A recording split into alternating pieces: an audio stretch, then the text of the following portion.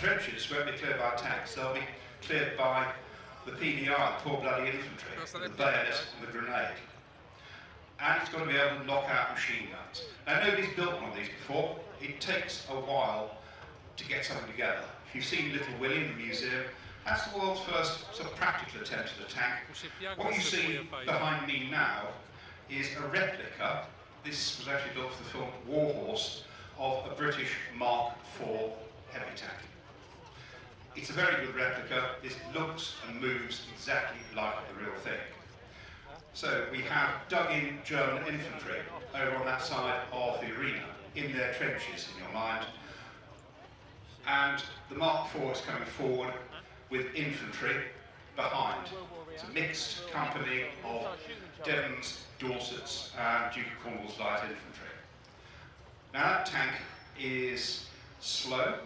Only does about 2 miles an hour across country, but that doesn't really matter because its job is to go forward, provide cover for the infantry and knock out the enemy positions.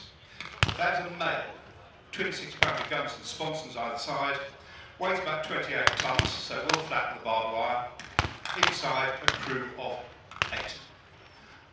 Tanks coming forward, the infantry are coming under fire.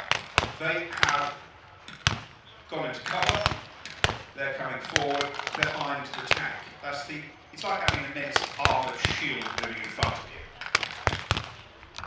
Tank's coming forward, she is going to head straight for those enemy positions. The enemy are continuing to fire, brave German lancers. These things are terrifying.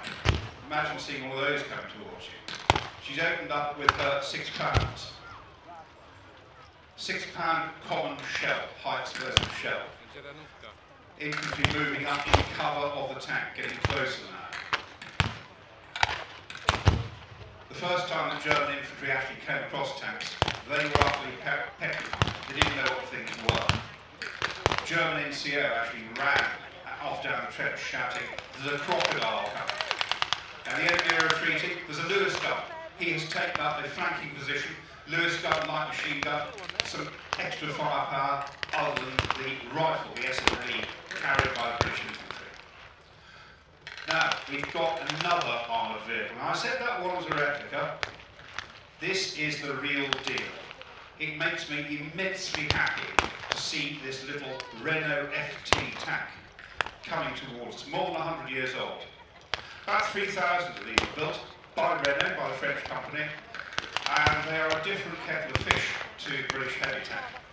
Weighs about 7.5 tons, not much faster, about 3.5 miles an hour, and machine gun armed with a crew of 2. But think about this, the little Renault FT sets the pattern for every tank afterwards. It's got an engine at the back, the crew at the front, and it's got a traversable turret with either a machine gun or a 37mm Couteau cannon. It's a cracking little vehicle, and these are in service for a long time. Built 1917, 1918, they're still around during World War II. In fact, some of them were captured by the German army and used as a Beutepanzer.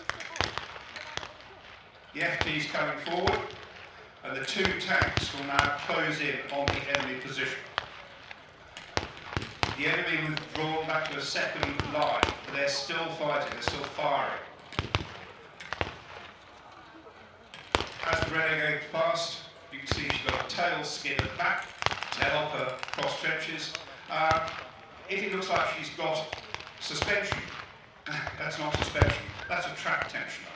The ride in any either of these things is extremely bumpy and unpleasant. Mark IV firing you, putting down some more 6-pounder rounds. I don't think the enemy can stand too much more of this. As the tank goes forward, our infantry will close in behind. And imagine that tank going forward, crushing the wire, crushing those entanglements, and about to loom up above your trench. Terrifying experience if you're on the other side. Infantry moving forward. using a bit of fire and movement, and they are closing in on that German trench, that final position, the second trench line. Wisely keeping in the shelter of the tank. Tanks are not invulnerable. That Mark IV's got armour about 12 millimetres thick. That will keep out small arms, it will keep out machine gun or rifle fire. But if a shell comes along, something like a German 77mm, it'll smash that into blazing scrap iron. So going to war in a tank, you need some guts to do that, as you still do. Our infantry have taken the German position, the enemy have very wisely withdrawn. And the two tanks are coming in to finish things off. That essentially is the origin of armoured warfare in the First World War. Tanks, they're not like modern tanks, they're not fast-moving weapons of exploitation. These ideas we've been experimenting in the 1930s. First infantry tank that was designed is coming on now. We can't, because this is the only one left that's running, we can't let it go around too many laps, so I'll talk about it now, even though others are coming as well. And this one is the Matilda 1. They start the design with Sir John Carton of Vickers in 1935. It really is a bit of a crude vehicle. The overall budget, I think, was something like 6,000 guineas to get this one out there. And they get the tractor gearbox from a Fordson tractor. They get a Ford V8 petrol engine from a car, put it in the back. They do all these things to try and keep the cost down. What they do though is they put really thick armour on the front of that vehicle and a 303 machine gun in most of them. Two-man crew, one guy in the turret, commander, he's got to sit on the floor to operate the radio. Driver you can see in the front, hatch open, the only way you can see where he's going. If he closes that, he's got a tiny little periscope.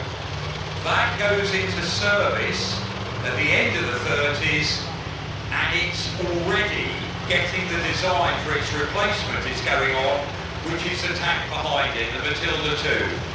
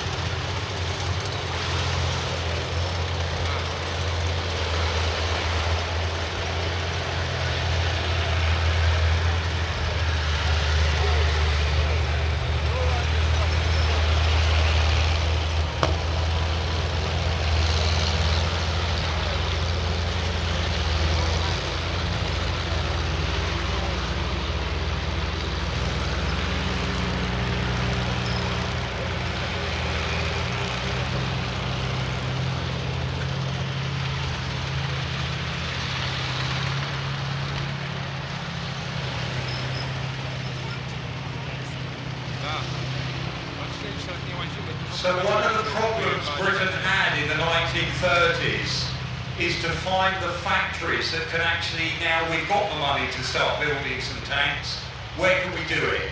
So they go to railway companies, they start up, there's a company called Vulcan that used to make, it was a foundry that helped make steam engines. They go with a design that becomes the Matilda 2. Vulcan are actually really good. They put it together in a couple of years, which is not a bad time to design and build a tank. But there are issues. These are complex vehicles that take a lot of skill and a lot of machinery to make.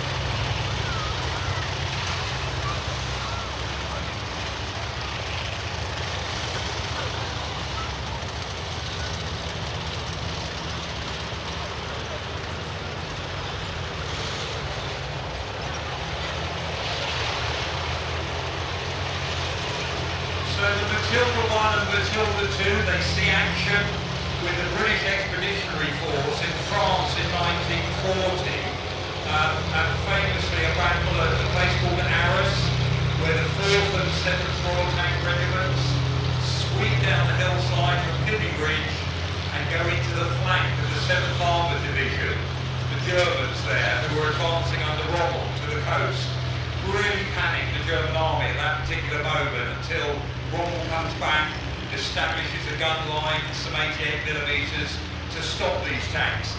But it gave breathing space to Britain to be able to reinforce Dunkirk, Boulogne, Calais. We saved our army. So even though they're a modest tank, they really had an important part in basically saving Britain and of course then Europe at that particular time. We had an army still, therefore, to fight with.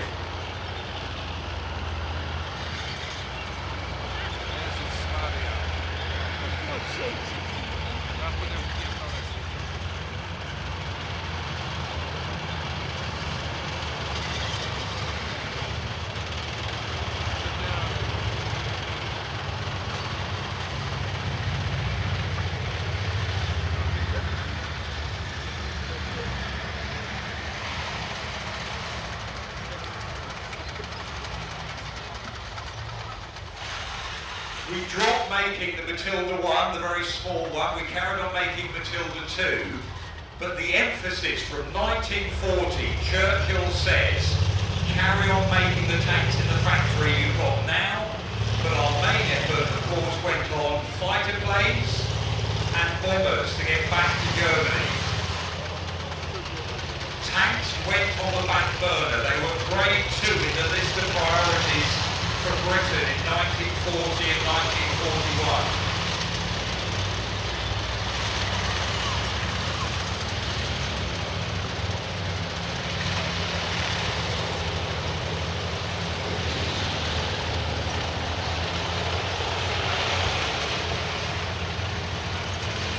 So as manufacturing Britain concentrated on those aircraft, and of course the Navy still vitally important to get us all fed, we went to the Americans to start saying, can we buy tanks off of you? Can you make tanks to our designs? Just as the French did with the Charbie.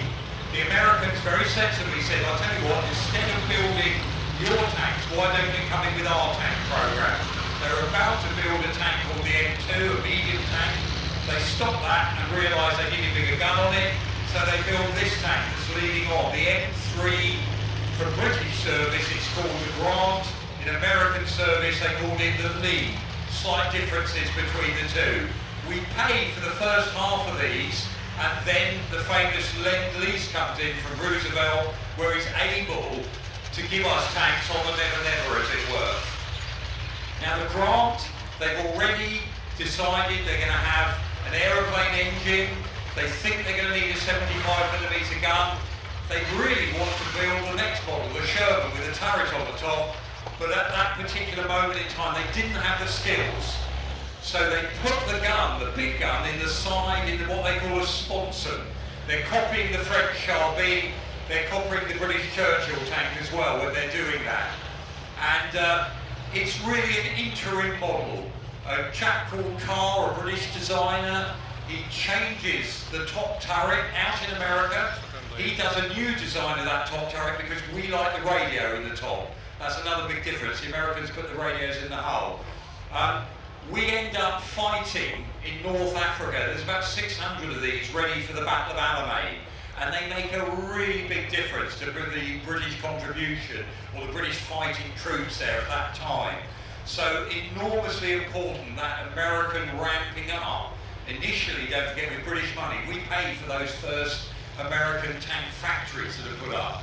And we're just running out of money. We put in billions of pounds worth of orders for guns, tanks, etc. We're just running out of our gold reserves, that's when Roosevelt manages to get Lend-Lease going as well. America against, not in the war at that early period. So the Grant, really important. Everything you say about the Grant, different factories they have to go to. Some are riveted together like this one. Some factories learn the casting. And there's not enough of those radial aeroplane engines. You hear it when it moves off. It sounds like an aeroplane there in the back. not enough of those engines, so they start using other types of engines as well, which is exactly what happens also with the Sherman tank later on. Now back in Britain, Vickers have gone to the War Office and said, listen, we can put you together a tank nice and quick. War's coming, and they do that with a tank called the Valentine, the next tank that just behind the Grant that's moving off there. And the Valentine, we're really lucky today, that one we've got is a version of it, a quarter of our tank production, by the way, the Valentines in World War II. 8,000 of those were made, we tend to forget about them. They were great because they were reliable. Vickers used components already out there.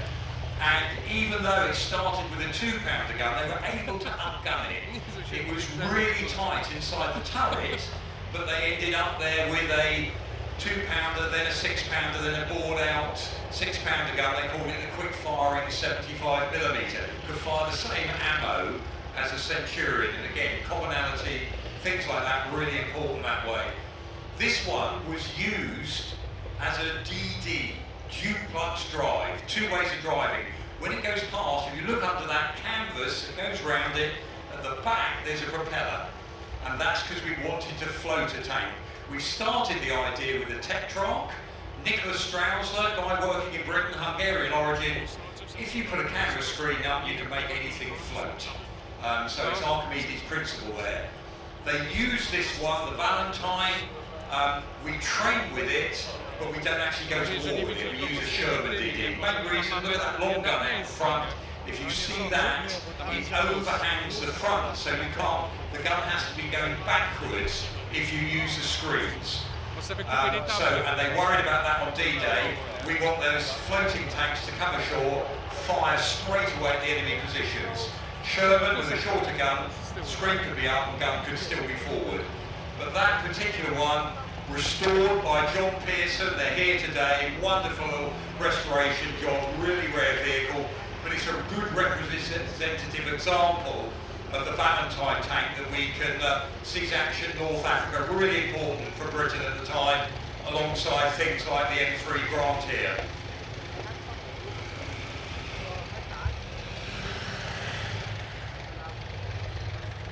Now this particular Grant, new to us, lovely to see here at Bovington, part of the Bill Bannister collection, is actually in the markings. After we used them in North Africa, the Americans used very few of them for a little while in Tunisia. The rest of the production we basically either gave to the Russians or they went out to the Far East to fight the Japanese, or in India, Burma. This one ended up going to Australia, and Australia trained on them. It's in the markings of the 1st Australian Armour Brigade unit. They were ready to defend Australia if the Japanese had made it. They didn't actually see fighting service. When the Australians went island hopping and fighting abroad again, they took the Tildas with them instead of the Grants there. So, but a fantastic bit of kit there that we can look at there, and you can hear that aeroplane engine in the back. We talk about it throughout the day. Firepower, mobility and protection, 3 things that make up a tank. Mobility is depending on the Unfavure engine, and using a radial aeroplane engine, you can hear that there, it sounds like a plane taking off. That's giving you a level of power that most other engines just couldn't reach at the time. Enormously thirsty though, as you can imagine. You're drinking your way through fuel. A couple of laps here, probably down on some of these tanks. So the 75mm, the Americans had realised they've been watching what's happening in Europe. Let's get developed from a First World War 75 gun. They put in the tanks there, and the development of that gun is what's going to go on the Sherman a little bit later.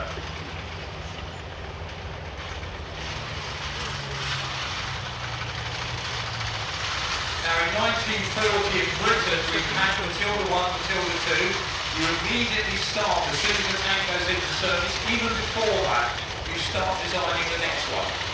And our next infantry tank was going to be the Churchill.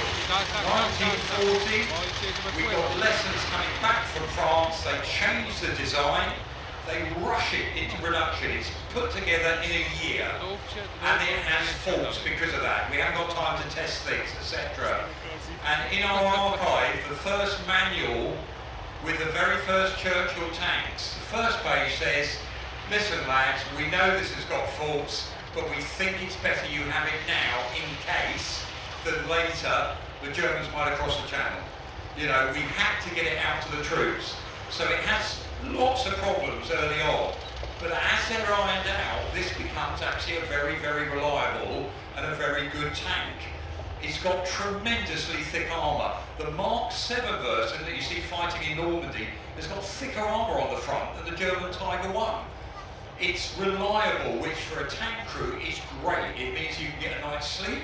You're not having to work on it all the time. And again, we up-armour it and we up-gun it. First Churchill tanks, those type, some of them you'll see at Dieppe, 2-pounder guns, 3-inch howitzer in the hull, just like again the Grant, you know, the idea of putting a gun in the hull, it's not new.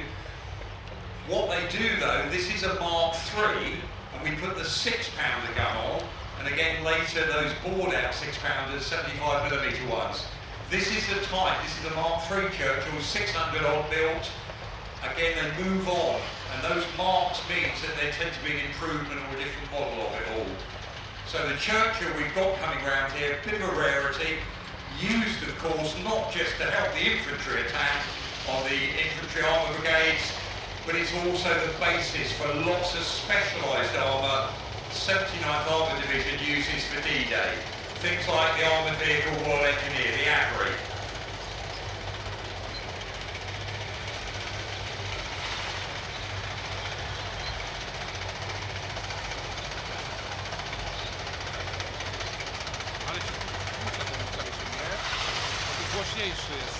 Inside the museum you can see our Avery, Kettle mortar on the front for knocking out pillboxes. Versions could carry a bridge, a fascine.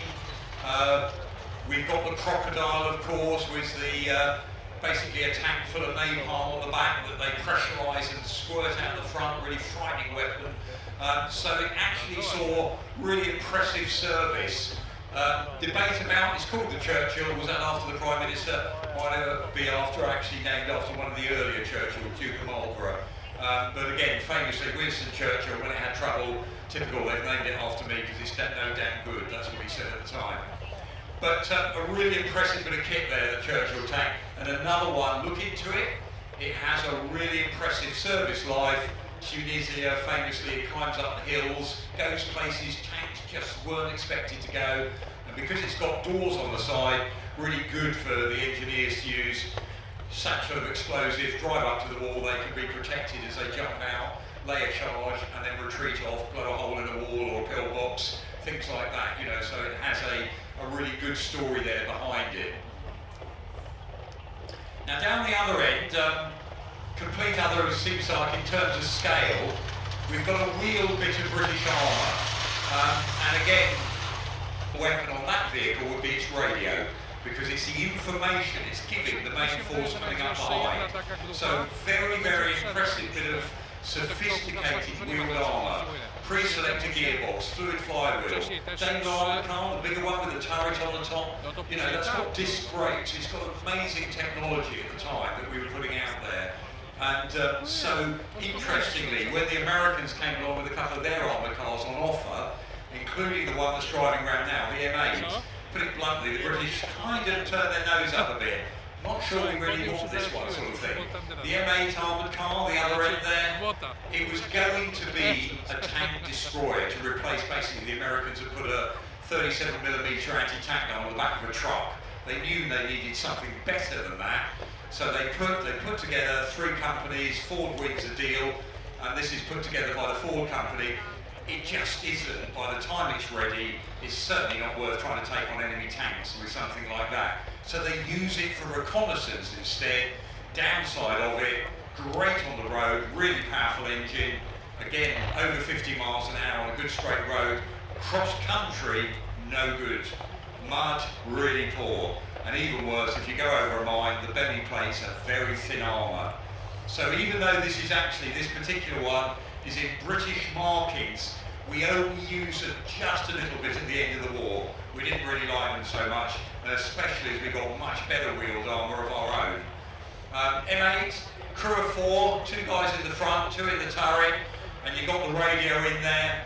And why it's such a familiar vehicle, because the Americans had quite a number of them, I think 6,000 are made, they were passed on after the war. So there's countries in Africa, South America still with them in service today. They were used for internal security. There was a version with the turret off the top called the M20, more like an armoured personnel carrier. So they're still around. An amazing tribute to that mass production and reliability of some of those vehicles there.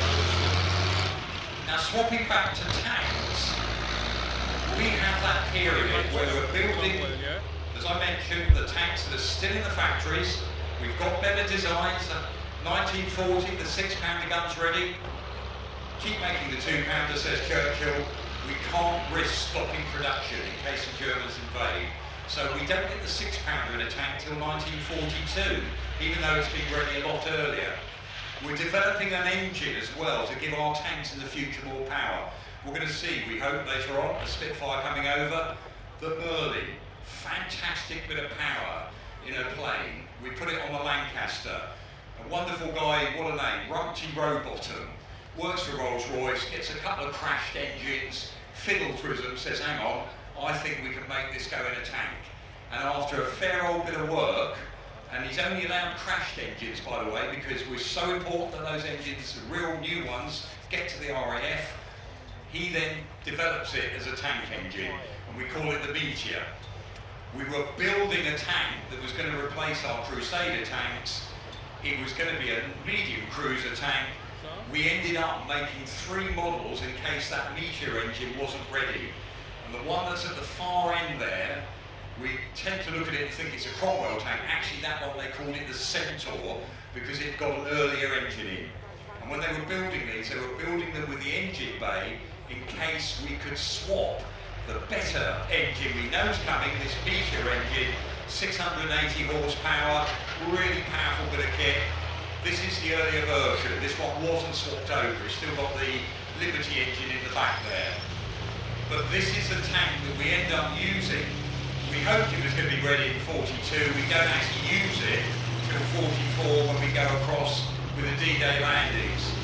Some Centaurs went, but they were being used by the Royal Marines.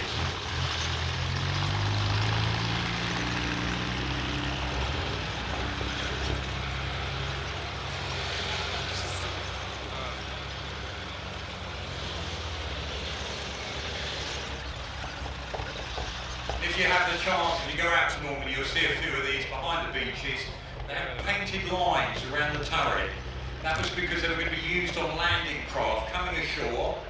At one point they were going to take the engines out the back, fill that full of ammunition. Don't worry about it, we'll just drive the landing craft in and they can be doing fire support onto the beaches. Montgomery says, hang on, that's a bit of a waste there. Put the engines back in. So all the poor guys had to put the engines back in and they drive them ashore as part of the Royal Marines Armoured Support Unit. And the marks on the painting on the outside is so people could radio in and start saying 5 degrees right, there's a target there for you, can you take that out for us? They were supposed to be only on the D-Day landings plus 6 weeks, they're still fighting later in Normandy. Crewed by Royal Marines, driver was always a Royal Tank Regiment guy on loan to them. Now this one, lovely to have this because it represents really that Cromwell family, and yet again that story, when we use our Cromwells with the Meteors in the back, looks pretty much the same as this. They end up going faster and further from the same river up to the Dutch border. They did that quicker than the Germans did in 1940 coming the other way. And that's because they had a powerful engine and a lick of speed. So sometimes lighter armour, speed can be just as useful on the battlefield compared to what we're going to see a little bit later, where we go the other way with things like the King Tiger. Whopping great gun, massive thick armour.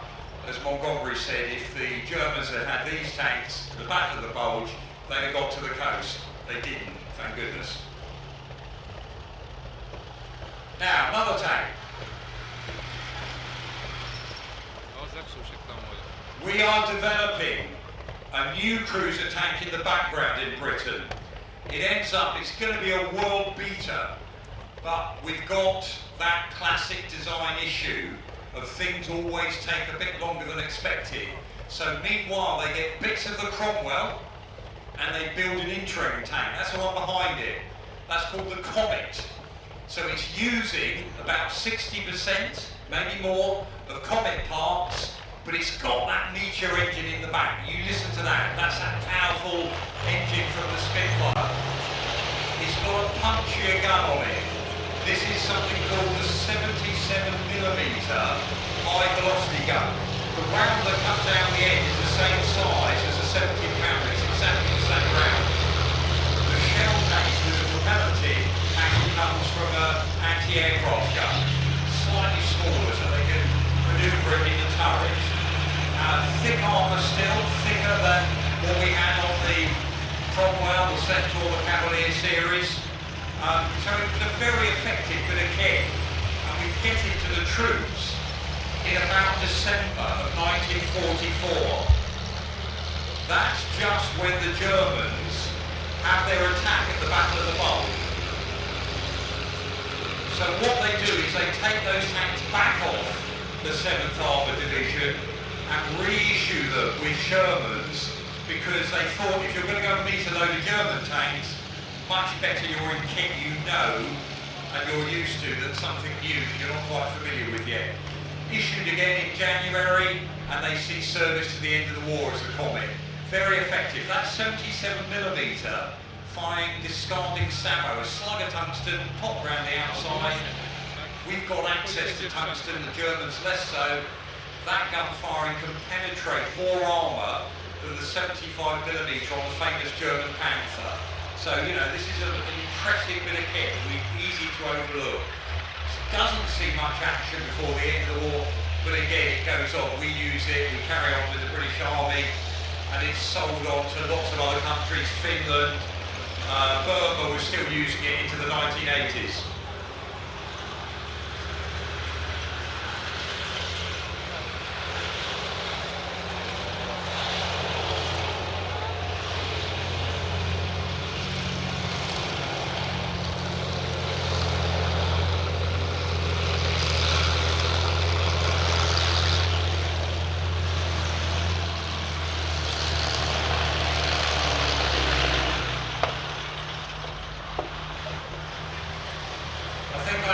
Yesterday, if you look at the rear of that tank, on the original designs they were going to have a silencer for the engine, and some very sensible engineer ended up saying, forget it, it's not worth doing. So all you've got is two fishtail exhausts, because you're going to hear this coming. And of course, don't forget, that's part of that psychological effect of a tank. If you're sitting in a foxhole somewhere and you hear that rumbling away in the distance, you're going to know, you're going to feel it, aren't you? So two British cruiser tanks from the end of the war. And the tank I was telling you about, the really important one, we're going to see a little bit later. It doesn't quite make it in time to see action, but as I say... And the theme of this display is changing tactics. And you'll remember David just told you that between the wars, America had literally a handful of light tanks and combat cars. They really didn't expect to fight either the Canadians or the Mexicans anytime soon. When France fell in 1940, they woke up to the impending threat of fascism and very quickly swung into action producing armoured vehicles. Now what we have here is the M5A1. It wasn't the first American tank to see combat. The first American tank was the M3, but essentially the M5 is an upgraded M3. The M3 was a development of an existing light tank, rushed into service. The British had it in North Africa. They liked it because it was reliable, it was quick. They called it the honey. But they didn't like the lack of protection and the relatively small gun. Now the gun you can see on there is the standard American anti-tank gun, 37mm. This is what the Americans thought would be a successful tank killer. Even by 1942, that was becoming obsolescent. But nevertheless, they rushed these tanks into production and started to upgrade them to produce this, the M5, slightly bigger turret, slightly bigger hull because they changed the engine.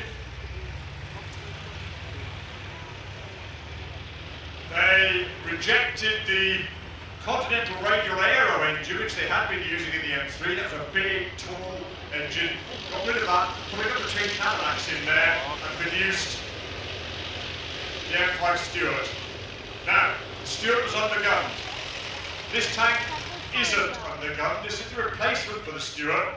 This is the M24 Chaffee, specifically designed as a light tank, and specifically designed to meet some of the criticisms that the Stuarts had been subject to, in particular the firepower. Now that gun on there is a 75mm. I'm sure David would explain basically the size of the hole that you look down when you look down the barrel.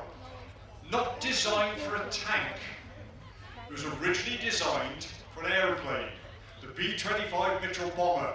The Americans were very concerned about the size of the Japanese fleet in the Pacific, so they wanted some kind of ship-busting, long-range aircraft. They were going to fit these 75mm underneath a Mitchell bomber.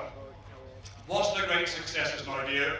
A number were made, but it meant there was a load of surplus guns available they could put into their new light tank. It's got the same two Cadillacs that we see in the Stuarts. It's lightly armoured. The spec said they wanted it round about 20 to 25 tons. So that meant you had to limit the thickness of the armour. That was the main criticism of the crew. But this tank, love the firepower, it's still relatively underprotected, particularly from mines. Now you'll notice that this one's in British colours. A relatively small number were provided for the British Army, and interesting, the 7th Armoured Div, the so-called Desert Rats, who had been using Stuart M3 and M5s for their reconnaissance tanks, because by the middle of the war, those light tanks were becoming pretty useless when faced with heavier German vehicles.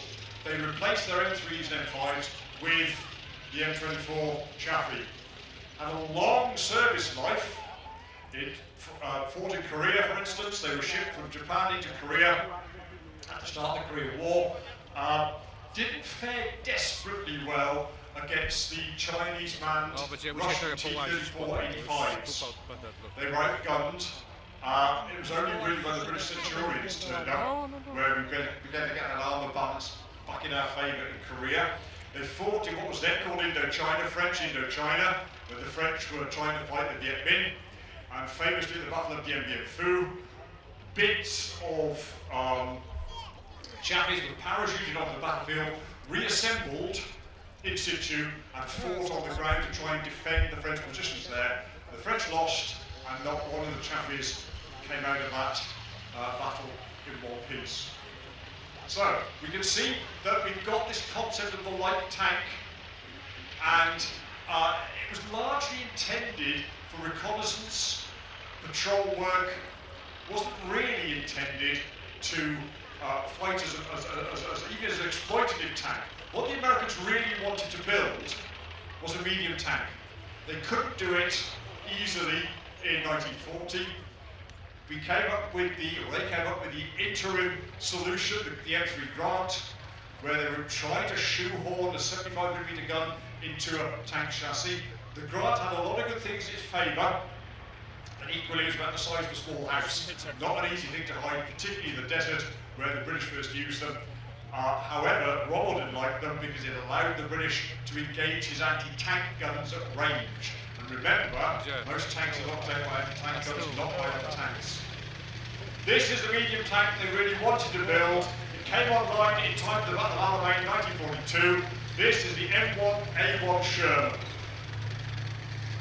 Quite possibly, the Sherman marked the most important Allied tank in World War II. The Russians might argue that the T-34 was, but this tank, the sheer volume of its production, throughout World War II, the Americans managed to produce 50,000 Shermans, 50,000 Shermans. In World War II, the Germans produced 6,000 Panthers. Right? Every single heavy engineering company in America was producing Sherman tanks. This one was produced by the Lima Locomotive Company. It's got a cast hull, a rounded cast hull, very, very strong. Because Lima was used to dealing with big engines, big locomotives. They had the capacity to do this. Not all of the others did. Ford, for instance, was used that kind of thing. They tended to use welded and bolted construction.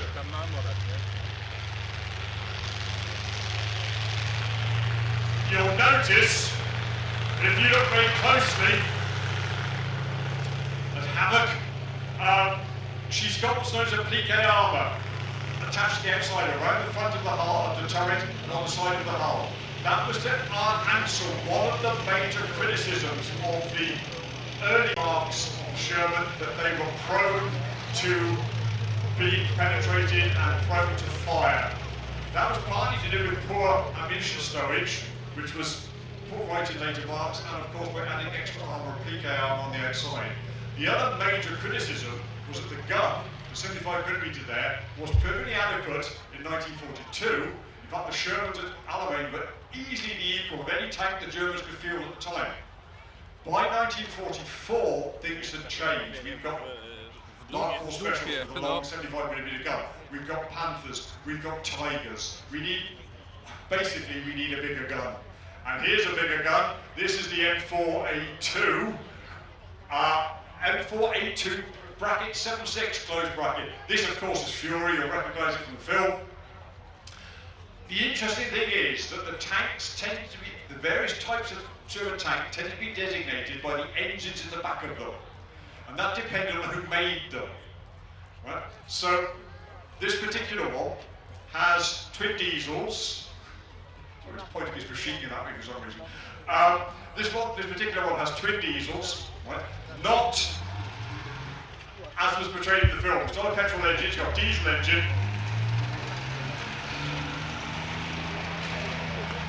But it's got a much improved gun, the 76mm, higher velocity, able to penetrate more enemy armour.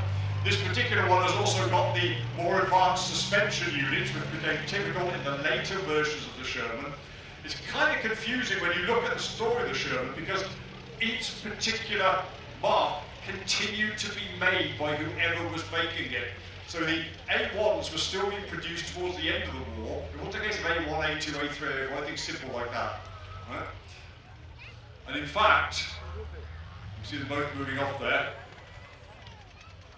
We were able to use our A2 to represent an A3 Easy 8 for the film Fury, because it had got many of the adaptions that became standard on the A3. There is no running A3 available. There was no running A3 available. So our A2 stood in for the Easy 8.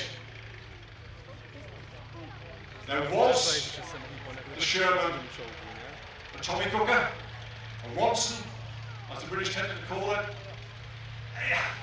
Yeah, the early ones didn't have this problem. They had a problem of open ammunition stowage.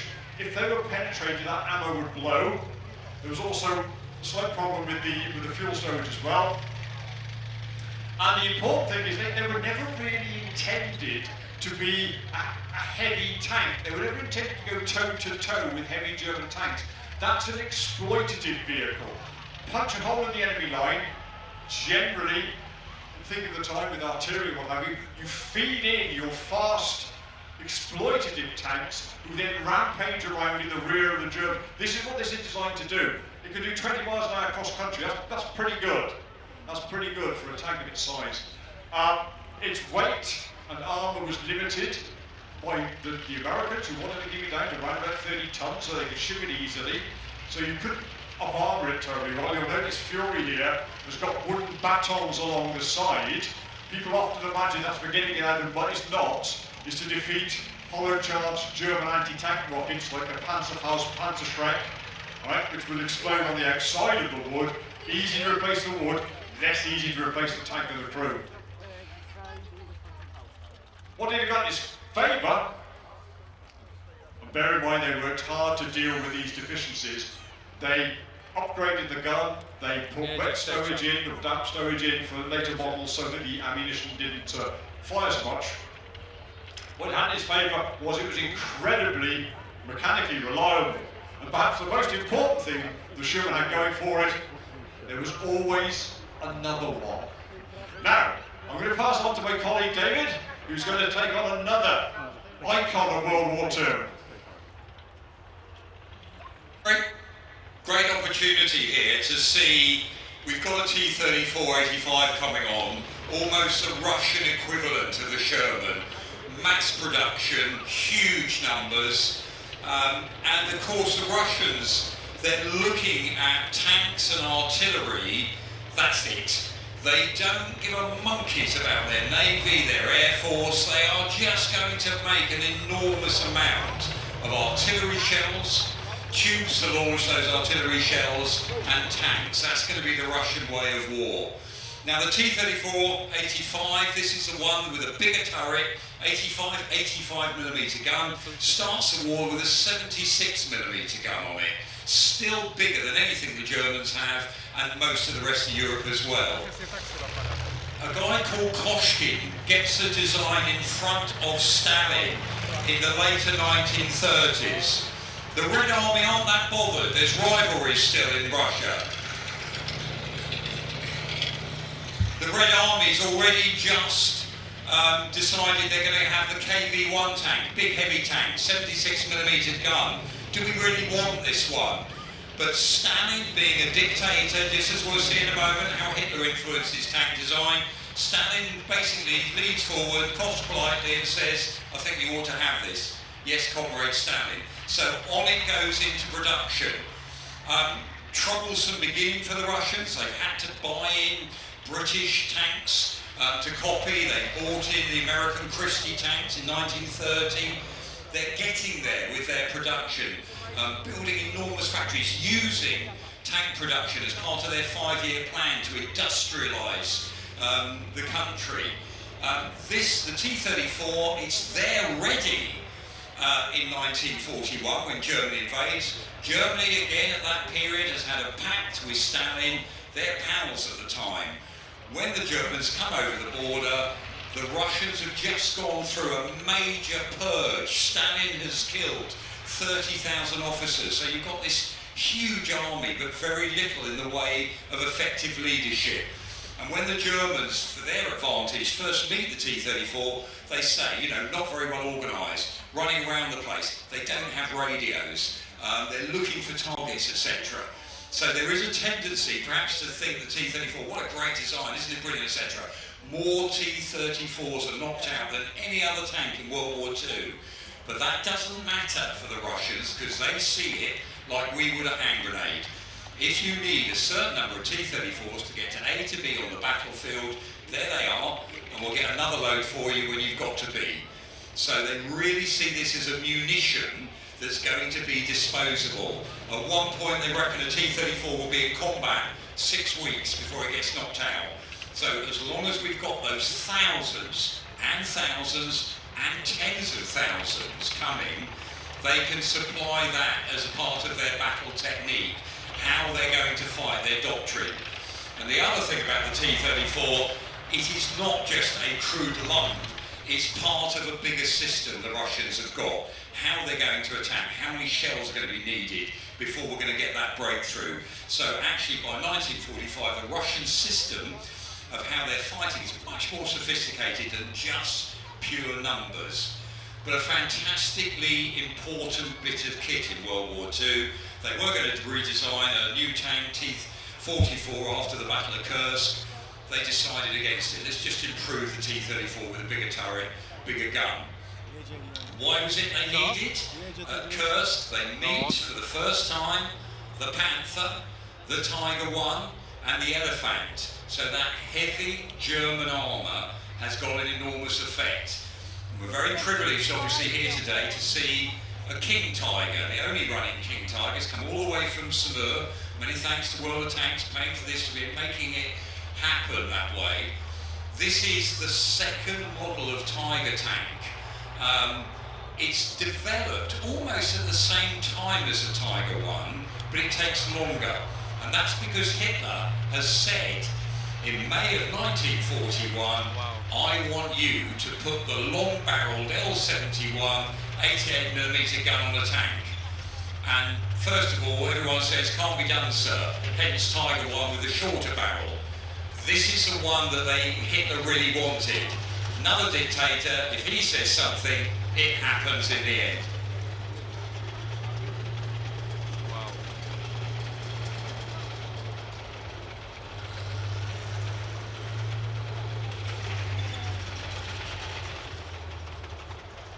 Now, just like with the Tiger One, there's the HWA, the German Weapons Office. They get two companies to bid for the production. Krupp, the arms manufacturer, makes the turret, nothing to do with the designers, that way they design their own one. Henschel and Ferdinand Porsche's consortium, or his company, both put in bids. Porsche, he's got the ear of Hitler, but most of his military designs in World War II, apart from the Kugelwagen and mainly the Schwibwagen, are pretty useless because he overspecs and complicates things. He wants this vehicle to be petrol-electric drive. They've already had trouble with that with the Tiger One, doesn't work for them, and the Germans are really wary about that. It needs copper for the electric motors, we haven't got that much, etc. So it's Henschel that gets the design going. And forgive us if you've heard this all the time, but here we have a pre-production Tiger 2, and it's got that turret that was erroneously called for many years a Porsche turret. Porsche had nothing to do with it. Krupp designs it, they realise it's overcomplicated, it's got what they call a shot track. So this production turret is what goes on the main production tanks. First 50 of them have the earlier turret. And why that was a problem was you had to bend the metal, there was cracks in the metal, etc. This one's simpler to build. And even the Germans, even though they've got this beautiful engineering, complex issues, etc. they're doing, even they realise, without Speer coming as production minister, simplify where you can. Speer is trying to persuade Hitler all the time. Are you honestly sure you need something this big, sir? And we get obviously enamoured. Boy, isn't it impressive? That's huge size of gun. The thickness of the armour never penetrated on the front by any Allied tank, it looks like, in World War II. 2,000–3,000 metres, if you're hit by one of the armour-piercing rounds, nothing's going to survive that on the Western battlefields in tank terms. So it is very, very impressive.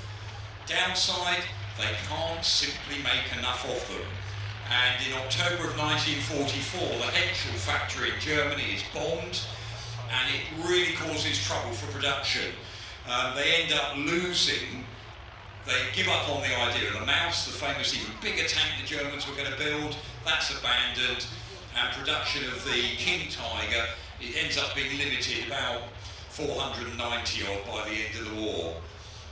Again, something that we're looking at, 68 tons, what a problem you've got, because again, that's going to be a tank that has teething issues. How do we get it from A to B? Transport tracks, just like the Tiger One. You take the big outer road wheels off, thinner tracks so it can go on the railway, etc. So always going to be an issue there. So even though it is undoubtedly a technological achievement, very, very big and impressive, it certainly does not really help the Germans win the war. And you probably read, a lot of people say probably more of these were destroyed by their own crews because they broke down than ever were knocked out by the enemy in combat. Now, one thing we can uniquely do here now today at the Tank Museum is show you Tiger, that's Tiger 2, Royal Tiger sometimes, King Tiger as it was called, and there's our famous Tiger 131, the earlier model. And there they are, coming in the arena together, and I'll shut up just for a moment so you can listen to those and see them go by.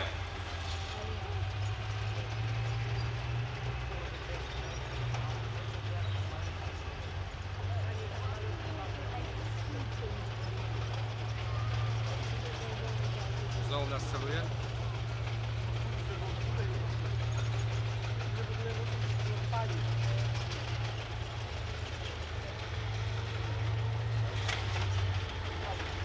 Dawaj, odwróć, wiesz.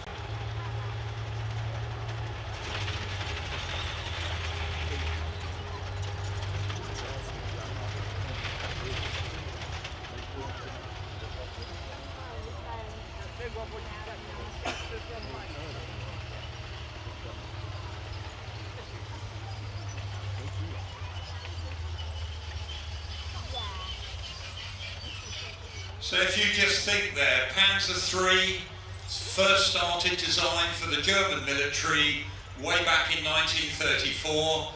They have an issue, the Germans, building these tanks, getting the technology right. They're only just coming into service. They reckon the German military says we'll be ready in about 42, 43. Hitler jumps the gun. And so they're going into combat. This one has got, it starts, the Panzer III, the one at the rear there, starts with a 37mm anti-tank gun. That's what you see in France mainly. This is the next model, 5cm gun. They've upped the armour on the front. This particular one was sent out to North Africa to fight there. It was captured by Britain and brought back for evaluation. But if you look at that tank, the specs of it, and then the fact Hitler comes along and says, no, early on, I want you to put an enormous 88mm gun on a tank. He's going to have 10cm thick armour. He's made this enormous leap forward that the German military doesn't really want, but has to follow. And so you don't want to give Hitler credit, but of course the guns versus armour race is what World War II tanks seem to be about. So he seems to have got that right in one way, if you give him credit for that. So that leads to the Tiger I. When you look at them, underneath, very similar designs. Turret on the top, driver in the front, nothing radical about the differences there, just the scale. But the problem is once you're building at scale, have we got an engine?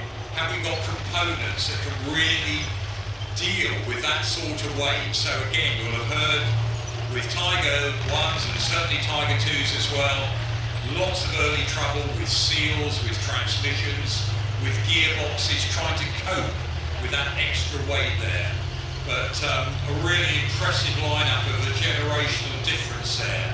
Of the early war, what the Germans were fighting with in 41, 42, then later in 42, the very first Tiger I comes out, sees service out in the Leningrad front, at the insistence of Hitler, by the way, in a place on the battlefield. The soldiers are saying, don't go there, it's all boggy ground. No, we had to go there. So the first Tigers get lost on the eastern front, bogged down. We meet the Tiger in Tunisia. Shared Panzer Battalion 504, that's where 131 comes from. And of course the story behind that one is brought back to Britain for evaluation. The French Royal Tiger, or King Tiger, it's got a very interesting story behind it. Again, at the end of the Second World War, if you're in France, what do? You scrap any of the enemy stuff. They put some Panthers to use in the reformed French army. This tank, composite of 2 German tanks, is put in a store by the French tank manufacturer. And it's kept out of the way. It's only in the mid-70s that finally they dig it out the back of the shed. It was really early days, let's use it for a bit of analysis, nothing much happens. And it ends up being sent to the French Tank Museum at Saumur. It's on the Loire River, lovely spot to visit. And so the French have got this one going again. It's got Maybach HL230 engine in the back. You're listening to the real thing there. Originally it had a different paint scheme. It was painted in the colours. The guy who ran the French Tank Museum in the 70s was Colonel Aubrey. He was knocked out in a Sherman when he was fighting in World War II by a King Tiger. So he painted it, or had it painted, by the King Tiger that knocked him out. And it looked like that for many. They've repainted it, and go and have a closer look at it when it's over there during the break over lunchtime. But an amazing opportunity to see those tanks together there. Those, well, really the height of tank design at the end of the war, but not, we might argue, the right tank design. Every time one of those, the production costs, the hours involved, the energy of the design, etc., would the Germans be better off making a few more Sturmgeschützes? Like that Panzer III at the end, but without, don't bother about a turret, too much complexity, just put a casement on the top with a gun in, that'll take out, and in Normandy, Sturmgeschützes take out more Allied armour than any other model of tank. So again, from that point of view, do you have plenty simple designs like the Sherman, like the T-34? Germany just couldn't make those numbers anyway, so big debate. were they right to go for high end, or should they have spread their load a little bit more? From our point of view, it's probably a good job Hitler was involved in the process, because basically for the German army, he cocked it up for them, you know, and it's designed that way, insisting all the time on high-tech weaponry, lots of experimentation, fascinating for us as military historians, not necessarily the right thing for the German. Hello, what's this? Some fire coming down. It looks as if, yes, there we are. That was a Panzerfaust. The Americans are running to a Kampfgruppe, a small group of Germans, an ad hoc group pulled together to defend the fatherland. They're laying down fire now. They're trying to damage that 29th convoy. As it stands, it's a pretty desperate stand from the Germans. I'm looking at them. They look like a small group of Panzer Grenadiers. They're outmanned and they're outgunned at the moment, but they're determined to hold that position.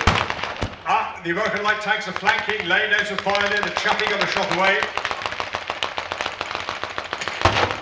Now the M5's fired. It's only a matter of time before the Germans have to pull back. But I can assure you, ladies and gentlemen, this will not be a rout. This will be a calculated withdrawal. They know this land. This is their land. They've spied this out already. They know where they're going to withdraw to. There's going to be no panic here.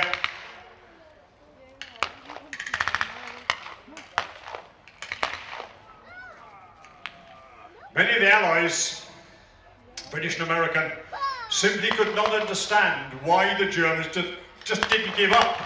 The war was over. Why are they still fighting? Why are people still dying? Now, here come the 29th. They're putting in an infantry attack. We've got some smoke being put down there to mark the position of the friendly infantry. This is to avoid any problems with friendly fire. The tanks and the artillery know where the GIs are. Alright, they're getting some more fire down. It looks as if that's it. Yeah, the Panzer Grenadiers have decided that discretion is the better part of valor. They're bugging out of their position. Look, they're still firing. Look, they're not giving up easily, these guys. The Americans have seized the position. And they're happy at the moment, at least, just to dislodge the Germans, to move them away from their prepared position. Notice this, look, the Germans are moving and covering and moving. The Chaffee's, that's it, the Chaffee is flushing them out.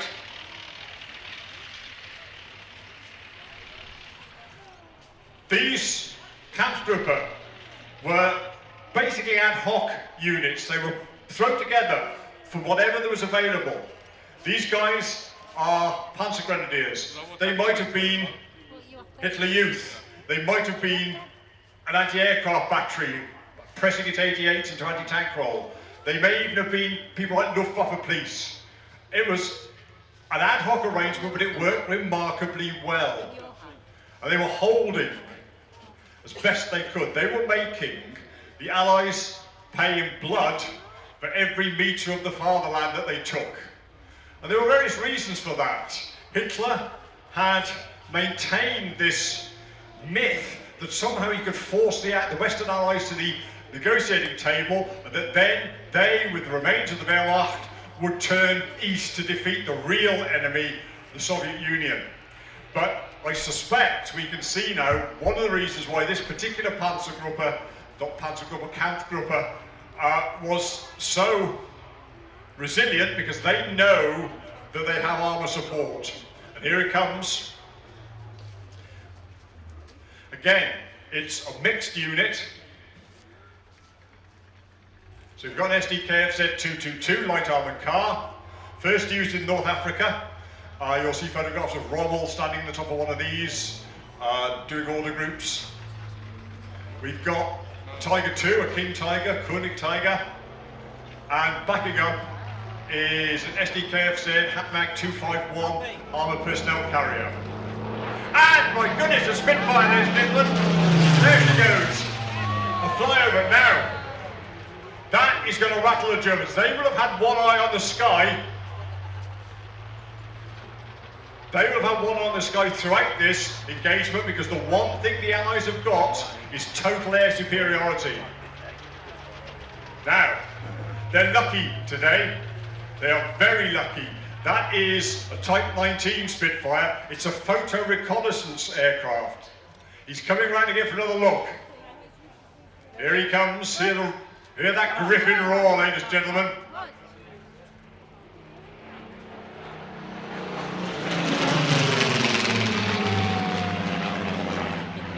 That would still be enough. So they don't know it's a photo reconnaissance aircraft. I do.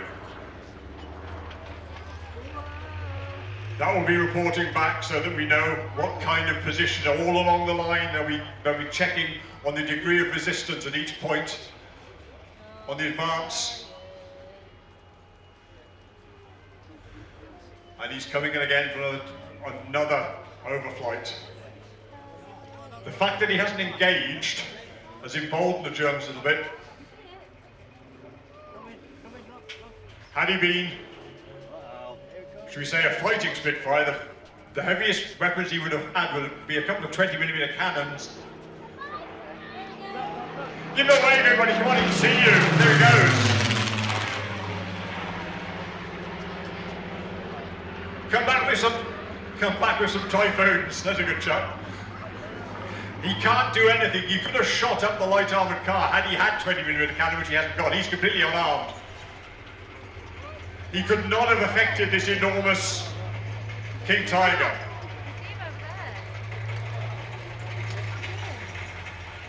But it's fear of Allied air superiority which haunts the Germans.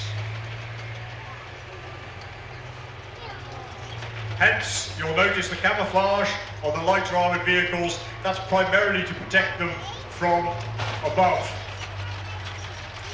The German soldiers, the Wehrmacht, had a rather dark, ironic little joke they would tell each other. If you look up in the sky and you see an aeroplane and it's brown, it's a British aeroplane.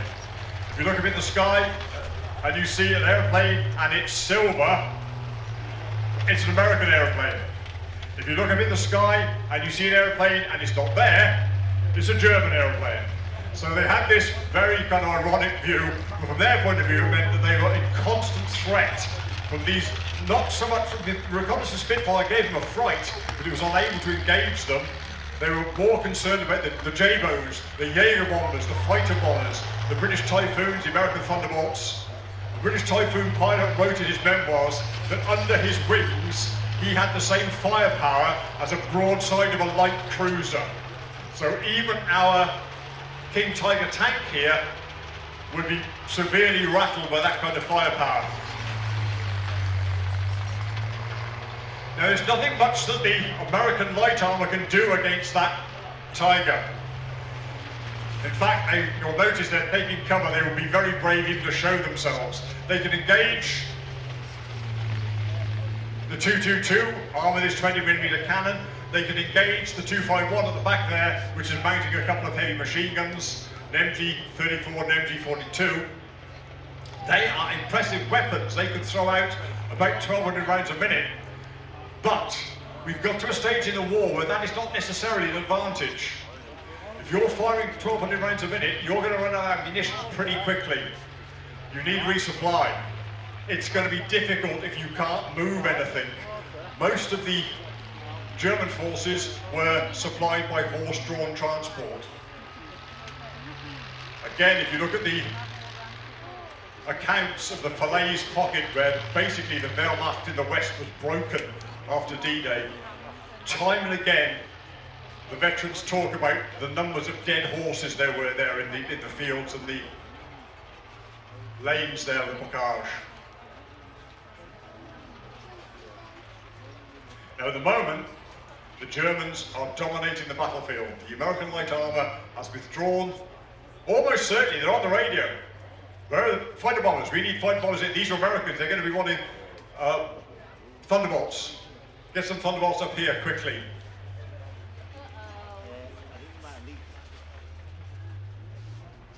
So for the moment, the American advance has been halted. Now why don't these young Germans simply give in? Why don't they just accept what's going on? Well, there are a variety of reasons.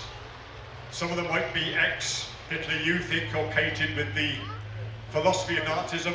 Some of them may be afraid. They've seen the bodies hanging from telegraph poles with the signs around their necks saying this coward refused to fight for the fatherland. SS death squads are roaming behind the line.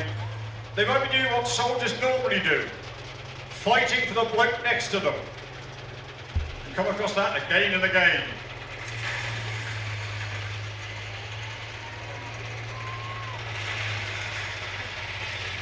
Now the Germans at the moment have halted the advance, but the 29th aren't giving up. They didn't give up on Omaha Beach. They didn't give up in the Battle of the Hedgerows, the Bocage, the Siege of Cherbourg, Mortain. They fought their way through Normandy, and now they're fighting their way into Germany. As I said, some of these young guys here are going to be replacements.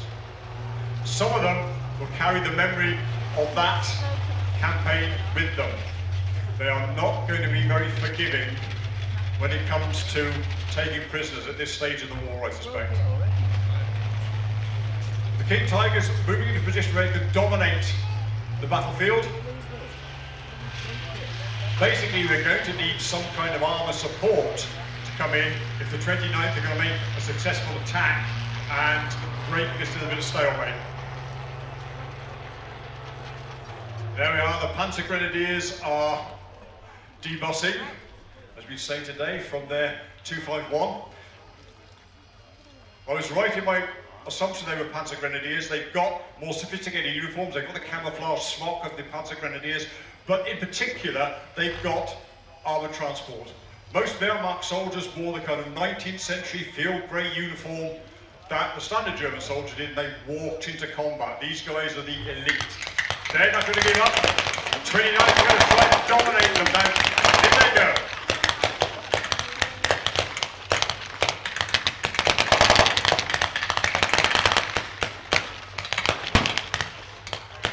Another giveaway. A couple of our Germans here are using the MP40 submachine pistol. That was not as widely available to the standard Wehrmacht soldier at this stage in the war as it would have been. I can see at least one Russian submachine pistol in there as well, which has been looted on the eastern front. 29th, they've got far more automatic firepower here. They've got Thompsons, they've got a BAR, Browning automatic rifle. And the idea is to lay down as much fire as you can. Now you'll notice part of the 29th have broken off. The Americans have this maxim: find them, fix them, flank them, finish them. Well, they found them, or are they blundered into them? Now the task is to fix them until such a time as they can flank the German position. And then, with a bit of luck, they can finish them. But I suspect they're going to need some heavy support in order to deal with that German armour there. Now the Panzer Grenadiers, they realise being flanked. They're withdrawing again. These guys are not panicking. This is not a rout. They know their ground. They know there's a village down here which they can occupy. Buildings are very difficult to clear.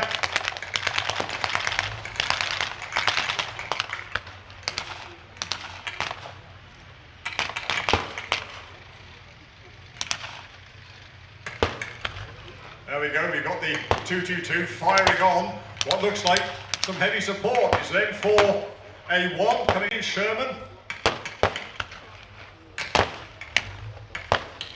Now that in and of itself isn't going to change the game too much. We have got, here we are, an M4 A276. That high velocity 76mm gun has got more of a chance against the armour of the King Tiger as long as he picks his spot. This is very finely in the balance, ladies and gentlemen. We've got significant cloud cover. That photo reconnaissance Spitfire managed it, but I've got a feeling that we have to do this without the intervention of the J-boats, the fighter bombers. A lot of fire going down now.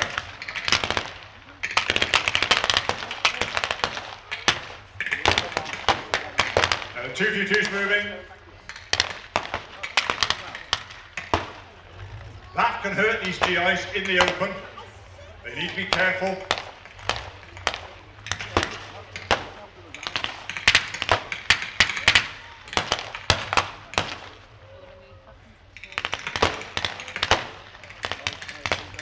At the moment, this has become a bit of a standoff between the armour and a serious firefight between the infantry. The Panzer Grenadiers are outnumbered, but they're not giving up.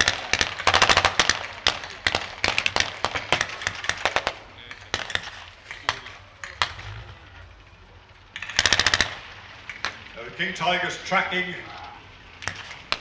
the M4A2. It does not want to dig around from that long 88mm. That will penetrate anything the Allies have got at just about any viable range.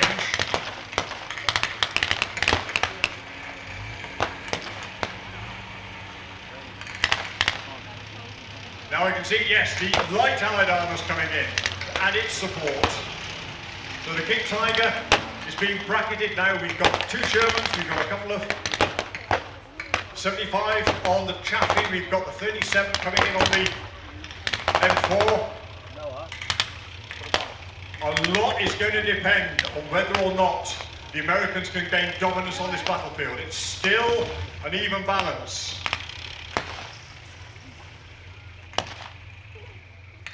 There is a slender chance that the crew on that King Tiger are inexperienced. By this stage in the war, a lot of the experienced tankies, the guys who've gone into France, even the guys who've gone into Russia, have gone, hello, incoming fire. Right, they're bracketing the... every single... My goodness. King Tiger's been hit from every direction. It may not have been brewed. 251's been brewed. It may not have been brewed, but that crew is going to be at best severely rattled, but worse injured by that incoming fire. The 29th are now advancing on the village.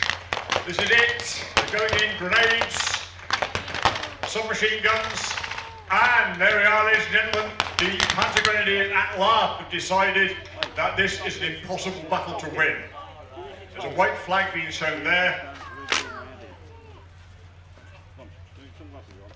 Again, we have coloured smoke being laid down to mark the position of friendly forces. That could well have added to the lack of morale or collapse of the morale of the Panzer Grenadiers.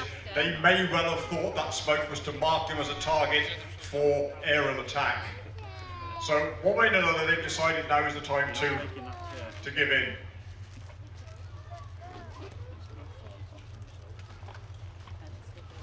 They'll be searched for any useful intel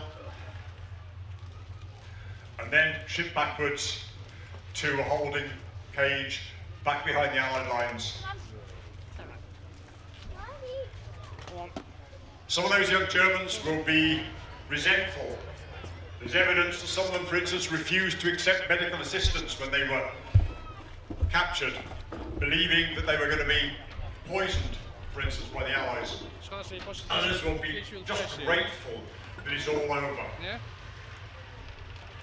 Give me a cigarette, Amy. For me, the war is over.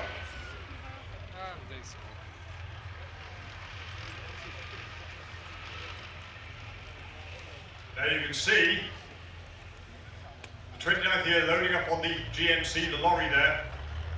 During World War II, the Americans produced very nearly 500,000 GMC lorries, and the Germans were using horse-drawn transport. I think that tells us a lot about why it was that the Nazi regime collapsed.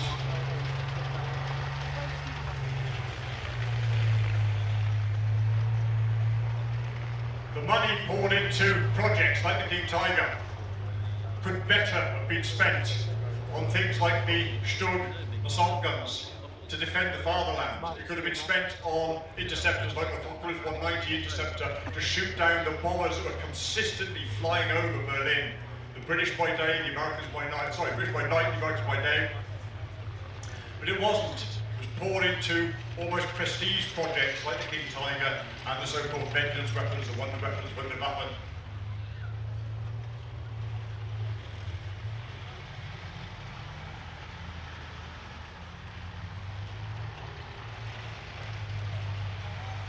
So the German vehicles are leaving the field, the American vehicles forming up.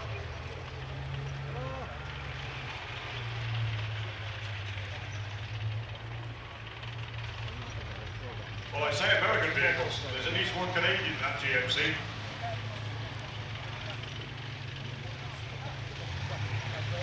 By the way, while we're waiting for them to form up, if you look at the GMC lorry there, it is the basis for the famous Duck, the amphibian. It's basically that lorry with a boat hull put on it. So here we come.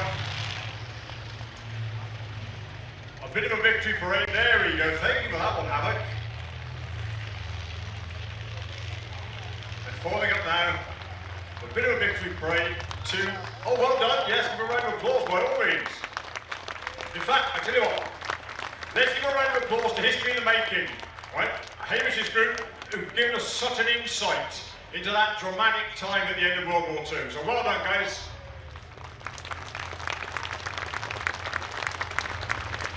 Well done. Thank you. I appreciate that very much. But let's also think just for a moment about those young men that would have been in those lorries and tanks back in 1945. They were fighting, well, in fact the Americans called it the Great Generation. They were fighting for the freedom, not only of themselves. Many of those Americans would have realised the chances of the Germans invading America were minimal. It wasn't going to happen. They were fighting for the freedom, not just themselves, but the people they would never meet in places they would probably never go to. And it's worth remembering that, because an awful lot of them made the absolute sacrifice. There they go. Well done, guys. There's the M5. Chappie. There goes Fury. Here comes Havoc, the A1. Good old Jeep there, reconnaissance Jeep. And the Deuce and a half, the GMC truck. Just think, imagine you just slammed the shutters open on your French or Dutch or Belgian farmhouse and you've seen that convoy go past. 4 years of occupation under the jackboot of the Nazis, and these guys come and set you free, and that's definitely worth celebrating. Thank you for your time and your attention, ladies and gentlemen. It's been a pleasure. We've got more to come. Bye-bye. Gentlemen, if you go back to this morning, we were talking about some British tanks, how we were designing a tank that we hoped to get into service in 1945. It's designed, it gets there a few weeks too late. Something called Operation Sentry. We take the first Centurion tanks to Germany, we test them, and everybody starts liking them. We think this is going to be a really good tank. And coming on now is the last model of that Centurion as a gun tank in British service, the Mark 13.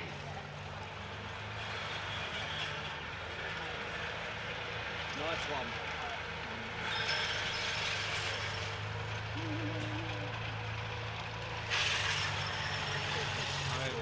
So why was this such an important tank for Britain? Well, one of the reasons is, as we made the tank, there was an awful lot of tanks in Europe at the end of the Second World War. These were passed on to other nations, but we're also now entering the time of the Cold War.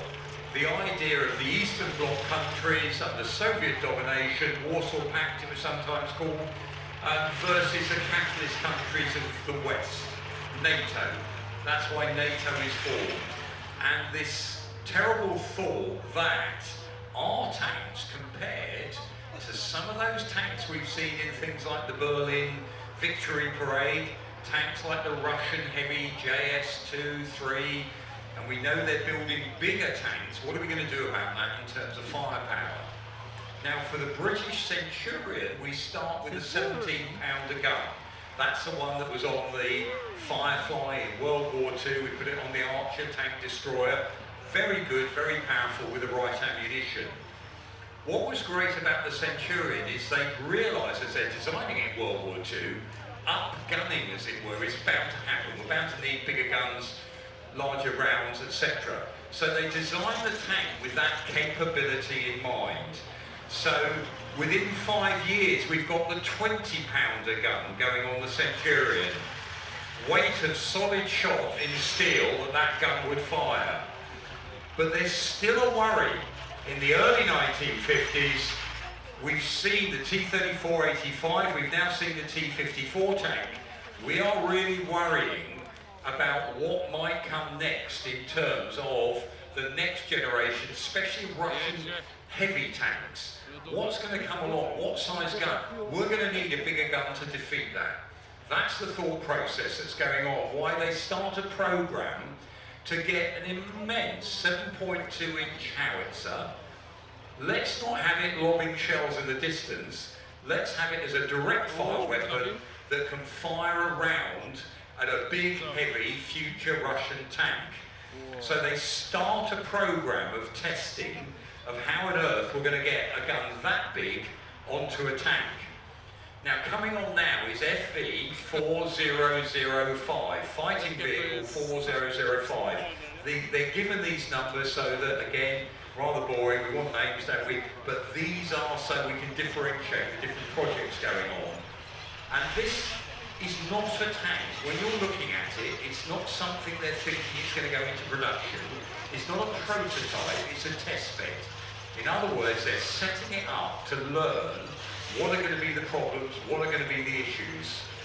Now this is what they call stage 2 of the project. Stage 1 had an open top.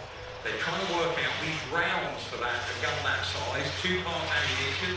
Round goes in, followed by the brass case with the propeller tin. They start by doing it with a loader assist system. It looks like it's a bit like an auto loader, but they rotate the round behind the bridge and then the loader can push it in. This is phase 2, where they actually build a bit of a turret to see how big it's going to have to be to actually encase that gun if it was to go into production at all. And they do a couple of turrets for this. Many of you may remember, if you're my sort of age, when you first came here in the play area, this turret used to sit on its own, looking a bit sorry for itself. It's been restored, it's been dropped on the right type of Centurion hull, Mark III, that it was being used. It went on a number of different hulls during experimental time. And it's obviously the biggest, why the wow factor, the biggest direct fire weapon ever put on a tank. It was going to fire HESH, high explosive squash head. Plastic explosive basically inside a metal case, pancake on the side of the enemy, and causes massive damage inside by the shockwave.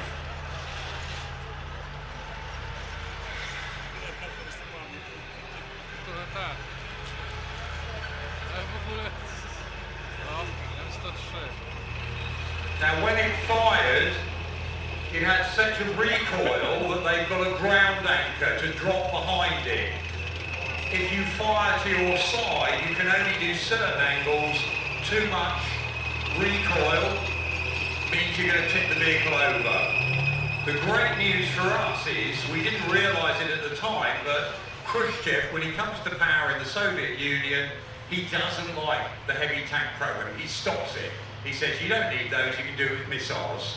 And also, in the mid-1950s, we start missile programs of our own, anti-tank missiles.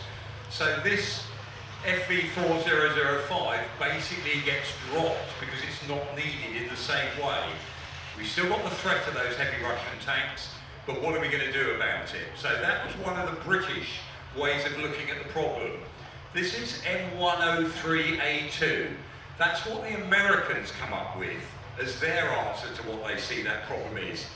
America pretty much gives up on the tank post-World War II till 1950, and then the Korean War comes along.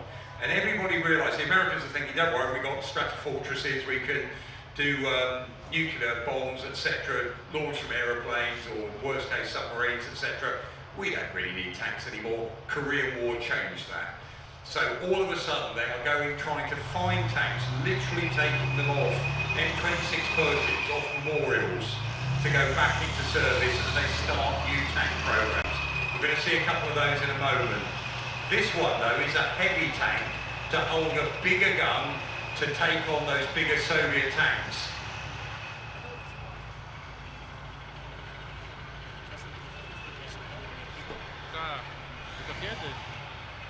Now this is a project in 1951, it's given to Chrysler.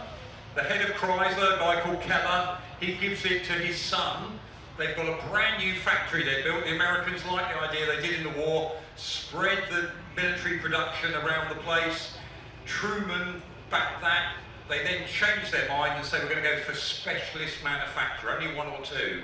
Unfortunately, Chrysler weren't the ones picked. So they built this great big new factory. They start making M47, M48 tanks and this M103, and they only have about 5 or 6 years and then, terribly sorry, we're not interested in you anymore. That huge tank that they design is a real first in a number of areas. Huge casting for the turret. That's one big casting sitting on the top there. That turret is bigger than some of the whole tanks we saw driving around. Think of the Matilda 1. You could probably swallow that in that turret, it's that big.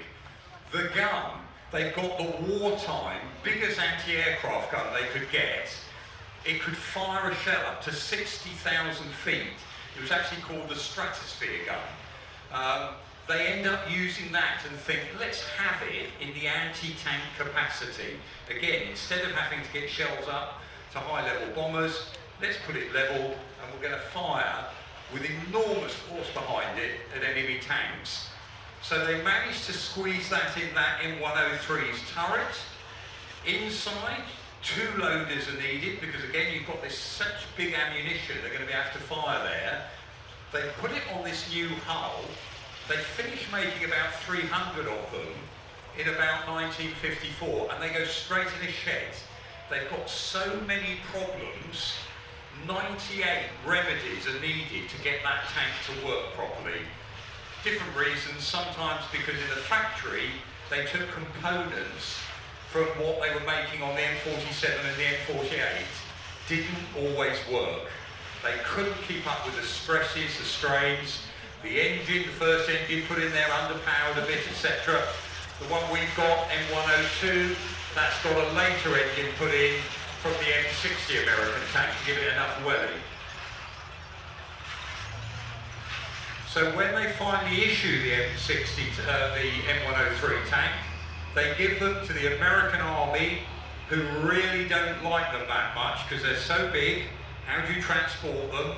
They're still trying to work out the role they're going to play. In other words, do they sit on the hillside? They pick out the bigger Russian tanks in the distance, whilst your normal tanks, the M47s, M48s are in the foreground, the lighter tanks as it were.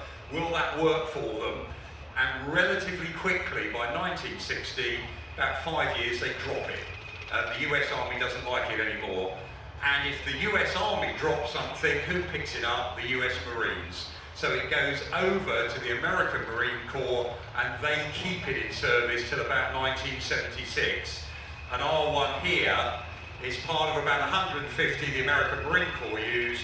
R1 is in American Marine Corps colours and it was given to us many years ago. I think I said this story before. A lot of people come here and said, oh, my dad served in this one, that one, or I served in your tank. This one, the American Marine turned up and he showed us inside where he scratched his name when he was in, he was one of the crew members. So that was going to be the answer to some of those bigger Russian tanks. It all is ruined by Britain again when we come along with a gun on that Centurion. 20-pounder. We see a captured T-54 briefly in the British Embassy compound in Hungary during the uprising. We measure the thickness of the armour on the T-54. We go away and say our 20-pounder gun on the Centurion is not good enough. We're going to have to get another one. So down at Radi in Kent, they designed a new gun. That's the gun that you can see on this Mark 13 here. L7 105mm gun, firing armour-piercing, discarding Sambo ammunition better than this 120 gun on the M103.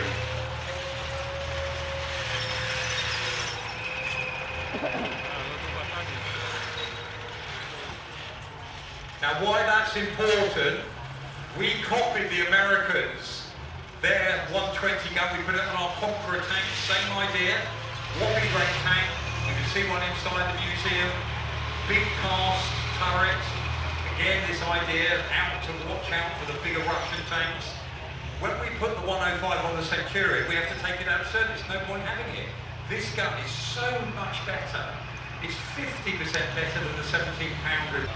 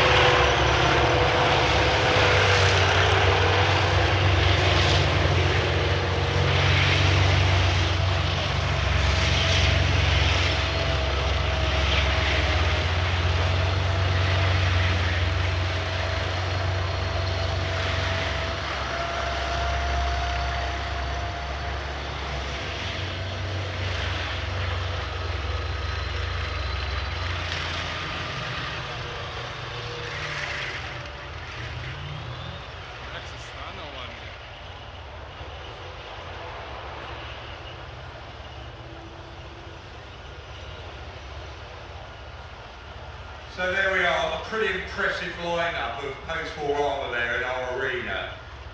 One of the obvious questions that someone asked it earlier today, why on earth aren't all tanks, surely there's an optimum design that we get to and then they should all be the same. And this is a perfect example here as we're looking at pretty much the same time. Why do different countries come up with very different designs to do what might be considered the same thing? And part of that reason is, when you think about it, it's money, it's terrain, it's where these, what size of army we've got, what can we afford, how do we want to fight in the future, and all of those things go into play, along with maybe we might be able to sell them as well.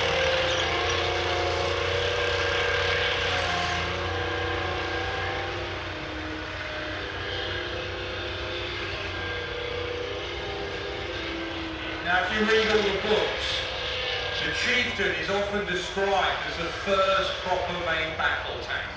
And we can talk for hours on definitions, but in other words, at the end of World War II, we were looking, people like Field Marshal Montgomery, he wanted a universal tank. Stop talking about infantry tanks and cruiser tanks. Yes, we might need some light stuff for reconnaissance, but let's merge those ideas together. Most of us would consider the Centurion a great example of doing that, but in all the technical terms, it's Chieftain that does it. Chieftain coming along here, a fantastically powerful 120mm gun.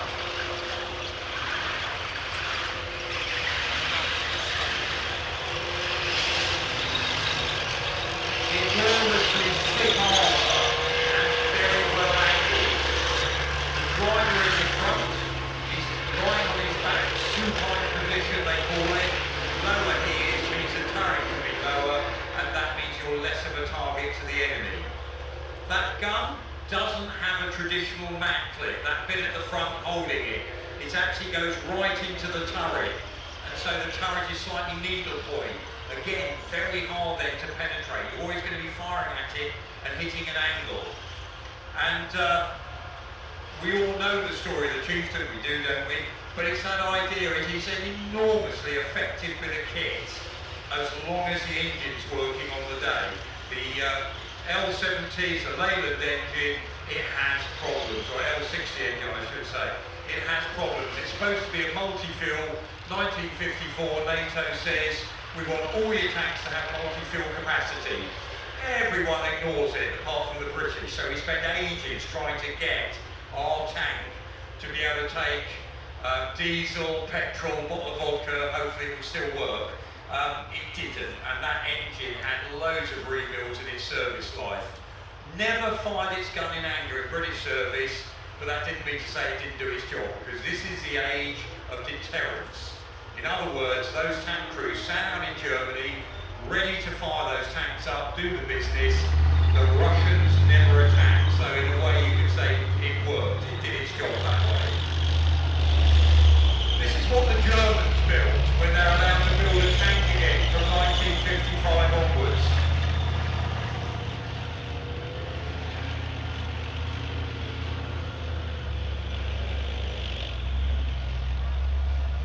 Germany, or I should say, of course, don't forget Germany is divided after the war. West Germany, in 55, the NATO says, look, we really need the resources of Germany to help defend ourselves against the threat of the Warsaw Pact, the Soviet forces. So the Bundeswehr is reformed for the first time. They're issued with American tanks, like our M47 you'll see going around in a moment, but then they start designing their own kit. About 10 years for the program, about average for after the Second World War, to put a tank together.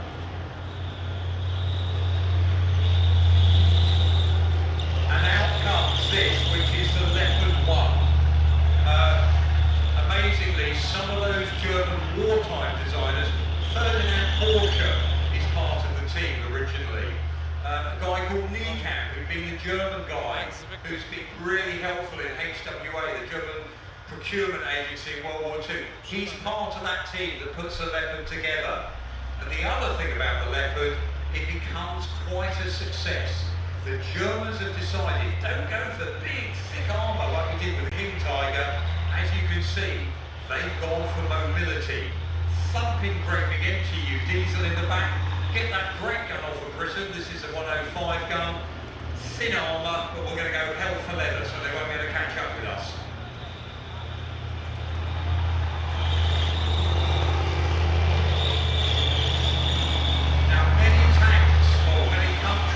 Bought the British Centurion, when that came to the end of its service life, they ended up, the next tank they bought was a Leopard 1 or a Leopard 2, another design feature from that. That particular one, Canadian flag on the back, it was a Canadian Leopard in service, hence a maple leaf on the turret there.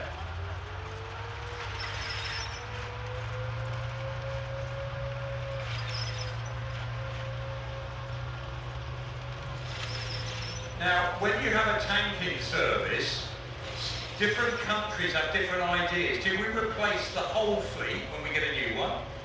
Do you put the tank in reserve, or do you give it to your reservist units?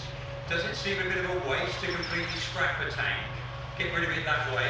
Different countries got different ideas on that.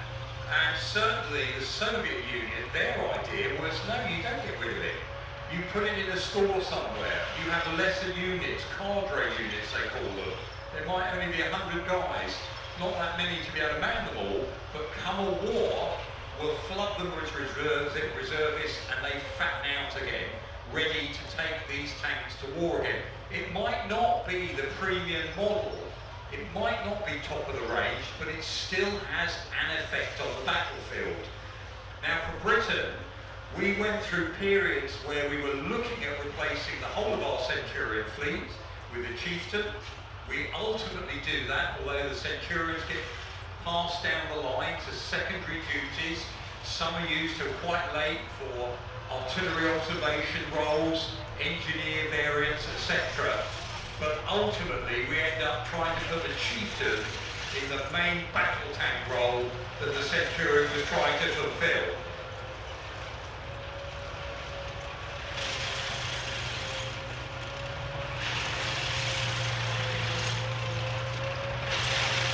Now there were plenty of countries that were prepared to fly our chieftains when we got rid of them. And one of the countries that fell in love with the chieftain tank was Israel. And the Israelis not only bought tanks from Britain, but they also, when other countries got rid of them, like South Africa, Switzerland, Dutch, they buy them all. And they take them out to Israel. Sometimes they use them as they were. What they tended to do, though, was improve on them. So again, like other countries that copied that, we've got a Swedish Centurion with a later engine, not the original Meteor, with a thirsty petrol engine. They put a diesel engine in its place. And that was, the Israelis were first to do that with a lot of their fleet, because again, it meant that you could go further, more reliable as engine technology advanced, etc. But they tended to keep that 105 gun, or upgraded the earlier Centurions as they bought them. And of course, when they came to the end of their lives, they did other things with them. Built something on the top, made some into armoured personnel carriers, etc. So this idea is you keep using that very expensive bit of kit when it first comes out, so to the advantage of your country.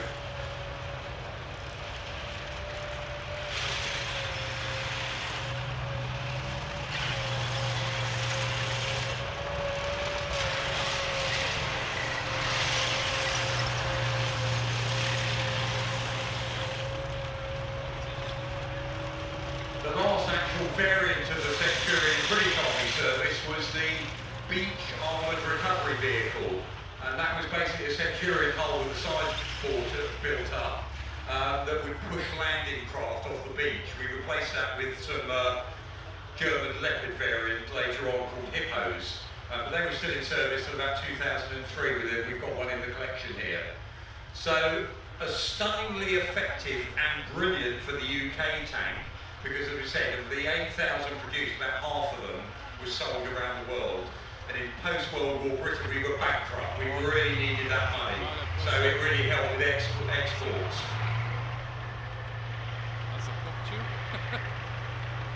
Now, moving off now is one of those tanks that we were worried about.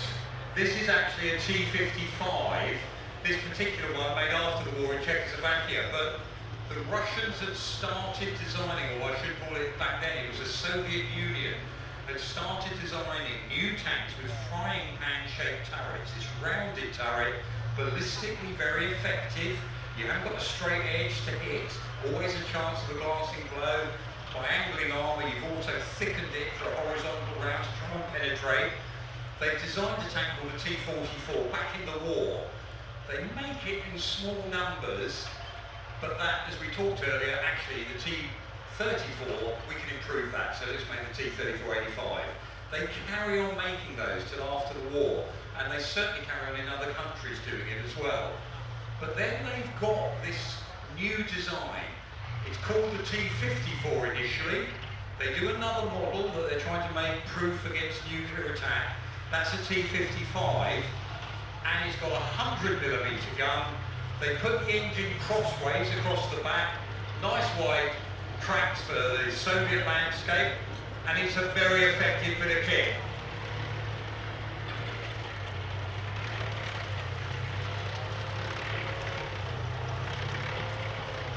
A nice angled front glacé plate, so again the idea of thickening the armour, 100mm gun, you know, pretty powerful gun there we're looking at, and the wide track is because, again, the Soviet Union, you know, again, that idea, it doesn't matter about the roads. These are illegal on British roads. They'll rip up the tarmac. One day like today, it's what's called aggressive track. It bites into the ground. NATO tanks have to have rubber pads, so we don't ruin the road that way. But made in enormous numbers, almost certainly the tank, we think the T-34-85, T-54, T-55, we're looking at around 100,000 made over time. And that wasn't just for the Soviet forces, they passed it on. Poland, Czechoslovakia, all those countries that are going to be fighting, and then of course they're looking for other markets. When they're trying to find money, these are then sold into the Middle East, Egypt, other countries, South America end up with them, out to the Far East, the Chinese copy them and make their own version, the Type 59.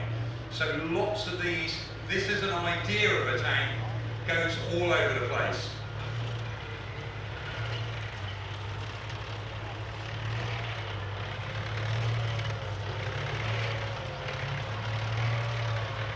And to many Western eyes, modern tanks, much more sophisticated than this T-55, but they're still out there and they're still going.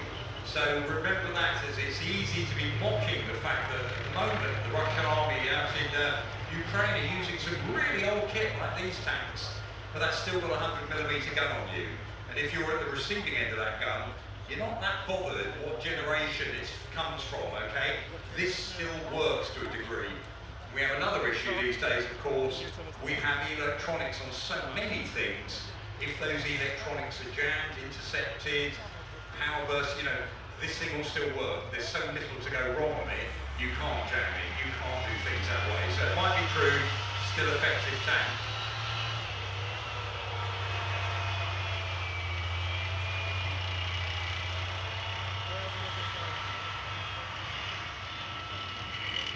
I mentioned earlier about the Korean War. America wakes up that we're still going to need tanks. There might be types of warfare where tanks still have a validity. How many times has that happened in the last 100 years? Don't need tanks, all over and done with. End of the tank. Oh, hang on a second, we need a tank. And that's what the Americans realise. Now their own tank force, they get some Shermans, they get some Chaffees, they rush them to Korea that's being invaded from the north. They get M26 Pershings. Some of those are refurbished quickly. They start a new tank program. This one, the M47, hull of the Pershing, new turret on top with a new, more powerful gun.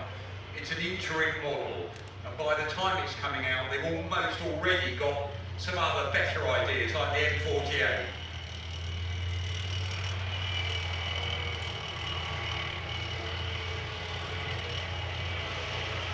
It has a lot of faults in it.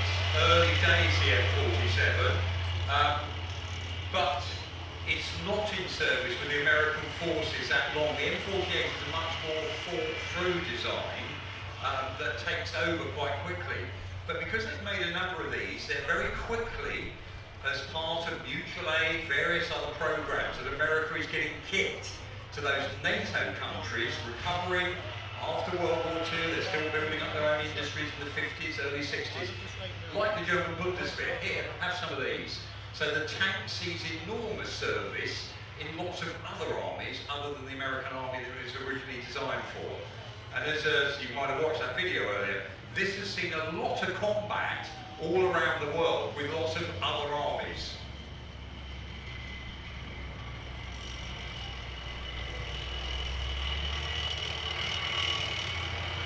Now, as you have seen earlier, probably this tank you'll know, it used to sit in our sheds. It's ex-Italian army.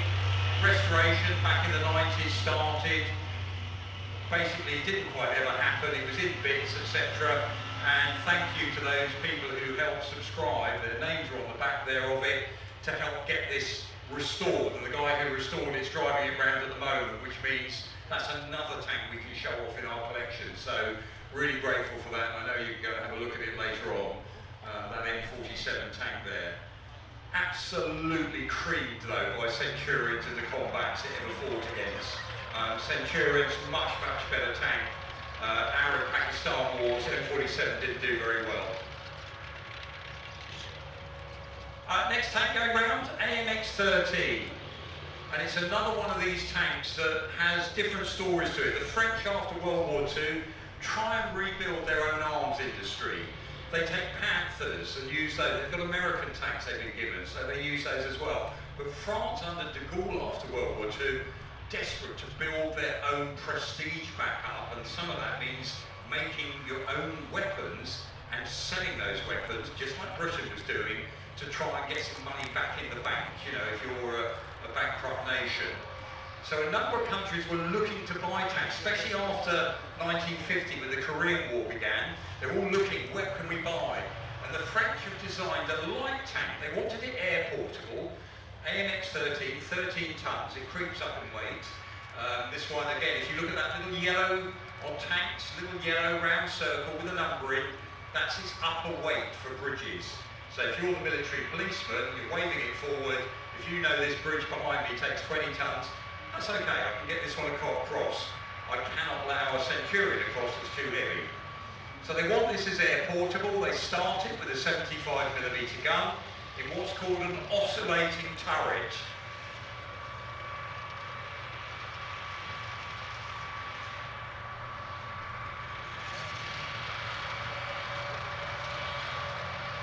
Now if you look at that turret when it goes past, canvas webbing around it, that's the join. The top of the turret goes up and down. The advantage there means you can get a bigger gun in. It's not the gun going up and down, so the whole roof goes up and down when you angle that gun. And so it was a clever way of trying to answer this as a problem.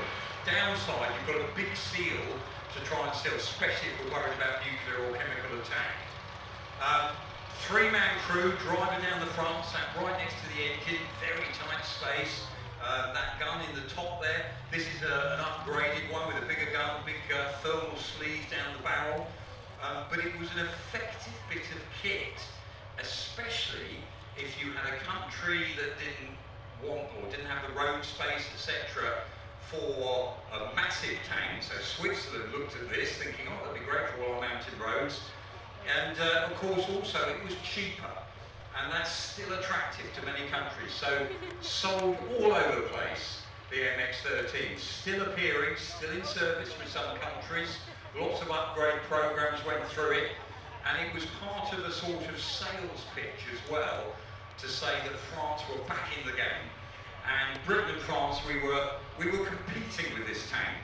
We were trying to sell our Centurions. They were turning up saying, oh, look at this one, you can buy this cheaper, and you'll see how these sagas go on. Switzerland, prime example, they end up buying some of these for certain parts of the country and forces. What they really wanted is the Centurion. The time they've got the money together to buy the Centurion, we're busy elsewhere. We need them for ourselves. Korean War. Only 5 years later we go back and say, yeah, you can now buy Centurions. We've got enough there to go around, sort of thing. Now this gun's got a muzzle brake on the end. It's another one of those things you'll see on a lot of tanks.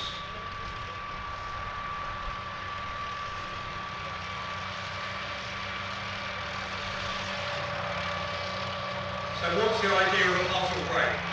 At the end of the barrel, that round piece has got what they call baffles in it. It's got little flat plates.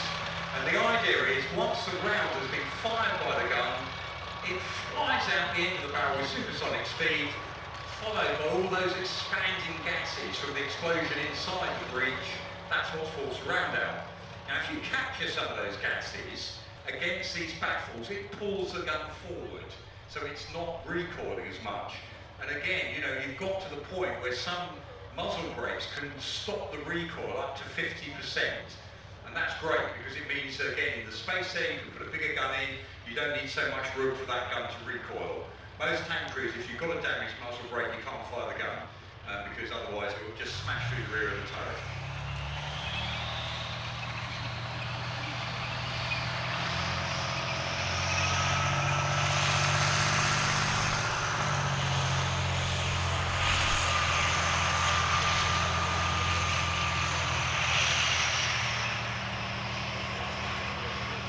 So this is the M60 tank.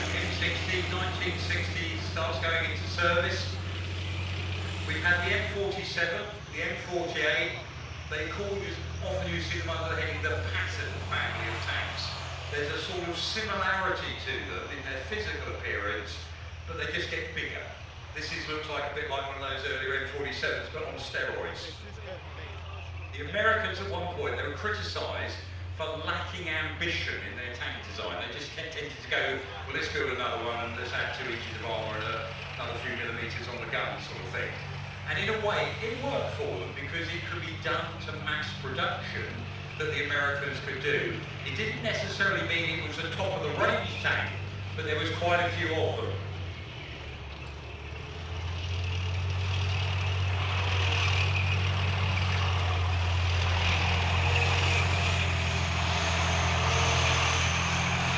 Now you can see there, this is where again, all that experience in the Second World War, metal casting, wonderful big steel cast up turret on the top, cast hull, boat-shaped, rounded underneath, so if you go over a mine, the mine blast goes up the side and not captured underneath, which can flip you over. That's the worst thing to do.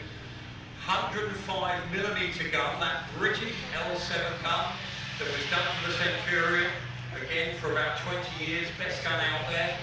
So they'll pop that on, they'll build it under license.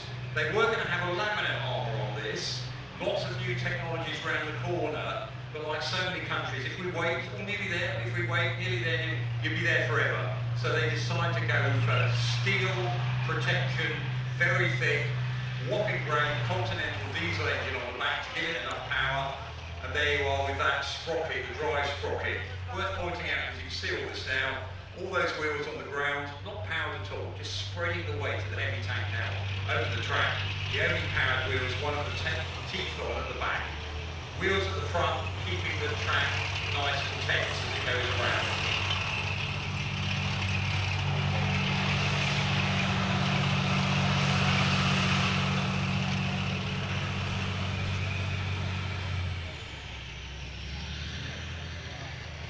Now on the top, they give it a mini cupola for the commander with a 50 caliber machine gun in there.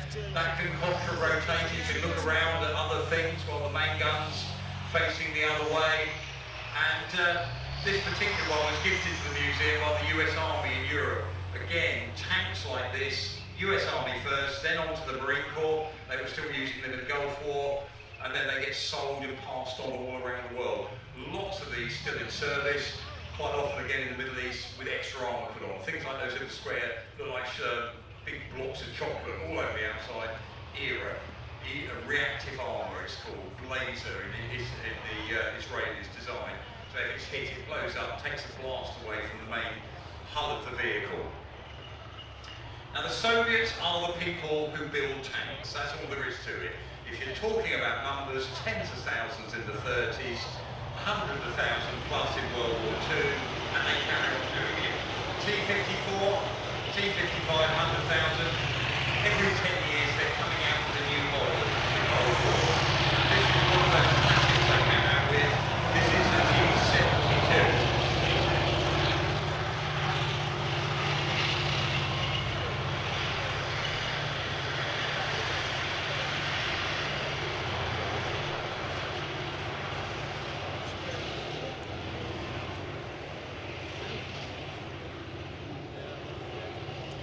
Now, Soviet designers start their thought process by saying, listen, if you can make a tank nice and low, you're going to be a harder target to hit. So how do they do that? They get rid of the guy who has to stand up, the loader. Because if you have to stand up and pick up those shells to put them in the breech of the gun, get rid of you, the turret can be lower, the whole vehicle will be lower. So with the T-70, well, the T-64 is the first one, and this T-72, they've got a carousel below the turret, and it's got an auto-loader system. So an arm comes up, rams in the shell, followed by the bag of explosives to blow it out, and hopefully not your arm or anything if you get in the way. We can get rid of the loader there. So you've got a less crew in there, and it makes that tank nice and low if you look at it compared to the other tanks. Two guys in the turret, driver down the front, lovely angled front armour, diesel engine in the back, very effective with a kit, and again they're building them in large numbers, about 30,000 T-72s.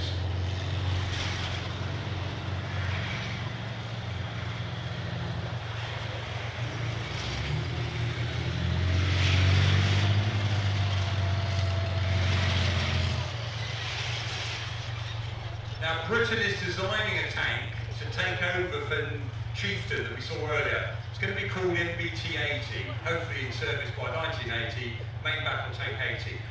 Lots of great ideas, lots of technology going into it. As so many of these projects, it went over budget, it went over time. and we were running out of time because our chieftains were getting old. In Britain, we were building this tank for the Shah of Iran, sheer tank. He bought a series of tanks from Britain, and the last tank was called Sheer 2, and it was going to look very much like this one.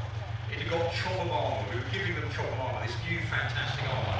Same gun as G2, where the problem lay that the Shah of Iran was deposed, and the new regime didn't want the tank.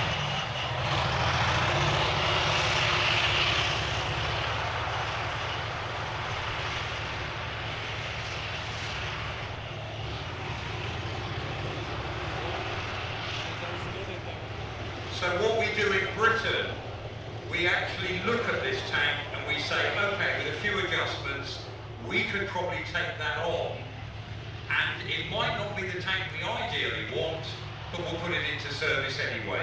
And that's what we do. We call it Challenger 1. It's basically the same gun kit as Chieftain, powerful gun, very good, etc. New engine in the back, it's a CB12 engine, so a big thumping great diesel engine in the back there, but the key one, shoulder armour as well. This is new, it's the first time on a British tank that we put into service. We've invented it back in the 60s, here we are at last on one of our tanks. And that goes to see service in the Gulf War, first Gulf War. It's some of the vehicle like you see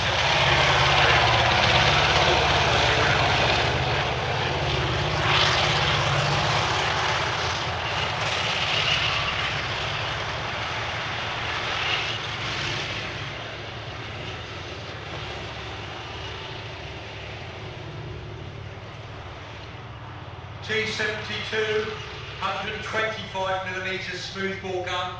They're getting to the point they can even fire missiles out there to extend the range of that gun. Missile launch tube, as it were, rather than just a tank barrel. And again, what they call gill armour, those little pads on the side, you can pull them forward. They might detonate a hollow charged weapon like an RPG or bazooka round before it hits it.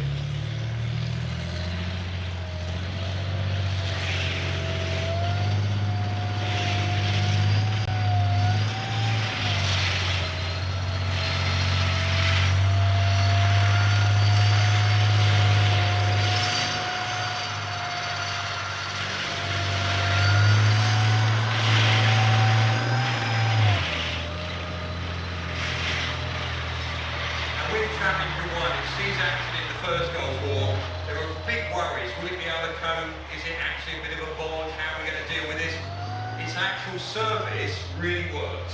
It came back and actually proved its laurels from that point of view.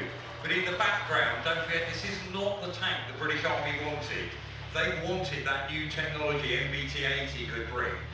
And so Vickers start putting together the design of taking some of that MBT-80 technology, the hunter-killer system, different ways we might be able to find that tank, improving reliability, what's going to make that tank that much better on the battlefield. We know we're up against, what, maybe a dozen Soviet tanks to each of ours, and they present that, and that design becomes Challenger 2.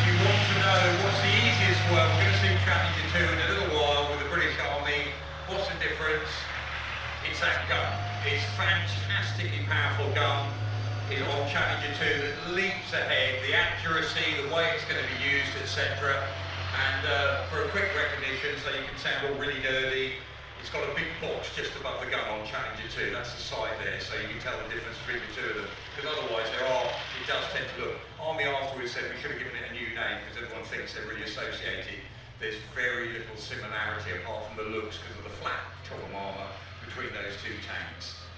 So I would recommend you, I'm going to say this, aren't I, stay in your seats for watching what's coming next and the army at the end, because you think these are impressive. You wait till you see what goes on when they bring Challenger 2 around a bit later on there. and some of the bits of kit there. But there's a lovely selection of post-war armour from different countries, some privately owned, some run by the organisation here. Give them a round of applause. That perhaps we're living in a much safer world. That tension which many of us have grown up with had been removed. But that certainly wasn't going to be the case. There were now new threats, new enemies, and new strategies to deal with them.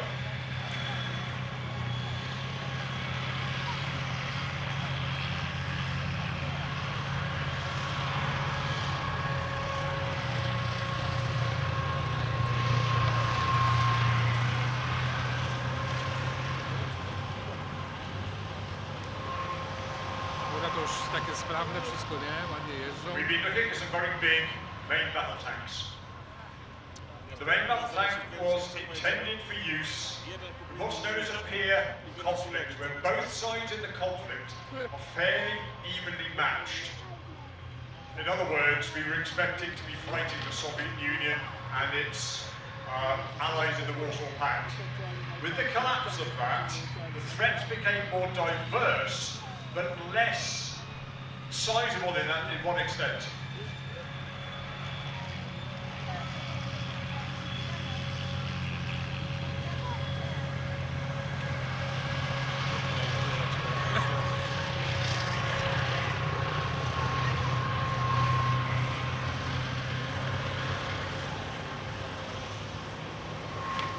Instead of the Russian imperialism or Soviet imperialism which we've been facing during the Cold War, we now face other threats. Threats like, for instance, radical Islam, radical nationalism in places like the Balkans. Threats that were probably not best answered with large battle tanks. We needed vehicles that were smaller, more nimble, if you will, and this one's particularly nimble. Here we have the Scimitar. Jest w kwocie.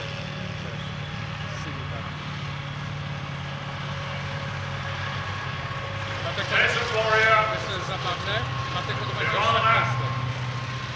And the Cougar. Nie. O. We've had a variety of strategic theories to deal with potential enemies, everything from massive retaliation to flexible response or what have you. Thinking in the more modern world has been for a rapid but limited response. It's far better to get your forces on the ground quickly and with a capacity to dominate that ground, but without necessarily being great big hulking battle tanks. Imagine moving one of the main battle tanks that you see today and then multiply that to brigade level. It's a huge undertaking. Some of these vehicles are air portable. It makes a huge difference. You'll notice, in fact, two of them are painted sand colour. It was interesting, a colleague of mine, much younger than I am, when he first saw his first green painted armoured vehicle driving through Bollington, he said, "Oh, I haven't seen that before. They've always been sand coloured up to now." So one of the threats we faced, of course, was the threat from people like the Taliban, Al-Qaeda, this sort of thing. Now, the first vehicle we're going to look at in a little bit more detail is the CBRT Scimitar. It's not a light tank. I'm not allowed to call it a light tank. It's a combat vehicle, reconnaissance, open bracket, tracked, closed bracket. Basically, it's a light tank. But the fact is, the British had fairly unhappy experience of light tanks in World War II. So that's a phrase being put to one side, and we've come up with this idea, this is the CBRT. Designed in the early 70s.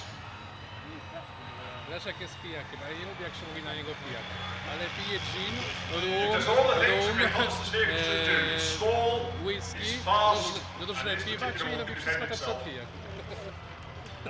Ale only nie weighs jest in pijakiem. about 8 tons, so it's not particularly heavy. Tak. It is air portable, you can string it underneath a Chinook helicopter, or in this instance with the Scimitar, you used to be able to carry it in the back of a C-130 Hercules transport. So you could fly it wherever your trouble spot where it was needed. Say things had kicked off in Cyprus, for instance, then you could fly it there. This sort of thing. light because the armour is aluminium based. It's proof against small arms fire. It's not proof against heavy anti-tank fire. But then it was never intended to be in that position. It was intended to be a reconnaissance vehicle which would be able, if necessary, to provide fire support to its infantry. W oczy strzela do czołgów i chuj. I don't know if you noticed the driver's got a great big smile on his face, he went right there. One of the reasons it's also fast is that the original versions, not that one unfortunately, but the original versions had the E-type Jag engine in there. It was pretty quick. Technically, on the battlefield, it's supposed to be able to do 45 miles an hour. Unofficially, Zbyt długo je it's been prowadzę pushed do well over 70 miles an organizowania hour on alkoholu. test tracks. It is the fastest track Yeah. vehicle in the world. Gun on there, 30mm rifle cannon, fires 80 rounds a minute in 6-round bursts, 2 3-round clips. That means, for instance, if you're on patrol in somewhere like Afghanistan, Ale zasuwa. Mały dzik. okay, I'll just step back a bit there. If you're on patrol in somewhere like Afghanistan and you're going to fire from snipers in a stone sanker up the hillside, you can lay down a considerable amount of fire very, very quickly. And these Scorpions were hated by people like the Taliban for precisely that reason. So, a small reconnaissance vehicle capable of acting a bit like we might expect a tank to act, but in a very limited situation. Now, the next one coming around is in fact technically an infantry fighting vehicle. I'm going to get a wee bit sturdy for a minute. APCs, armoured personnel carriers, take infantry, rifle section of about 8 men, into combat, like drop them off, they do their thing, picks them up, takes them safely out of combat again. An infantry fighting vehicle is used to actually fight alongside the infantry. In some cases, not this one, but in some cases, you can fight inside the vehicle. Many Russian versions which do that. In most cases, they got some firepower.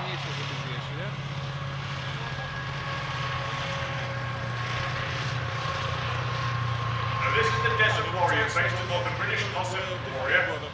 Więcej. Designed as an export vehicle, David was talking a bit earlier on about offsetting the cost of military development by selling your equipment. I suspect. Piwo, lodziki. Sorry. They're thinking about that already in the cabinet office. But this was actually bought by Kuwait. In 1993, they sold it at the Iraqis, you remember. But it's based on the British vehicle, the Warrior, took a rifle section, and the Warrior mounted the same rod cannon we saw on the Scorpion. This is a bit different. The Kuwaitis wanted a different turret. This is an American-built turret. Tak. Ale to jest nowe, no wiesz, zjechanie 15, obiad 10, wiesz. Mounting a 20mm Bushmaster chain gun, and again, the thinking there's the same. If you need to, you can man it an area with firepower, you can dominate that area without needing to send in heavy main battle tanks.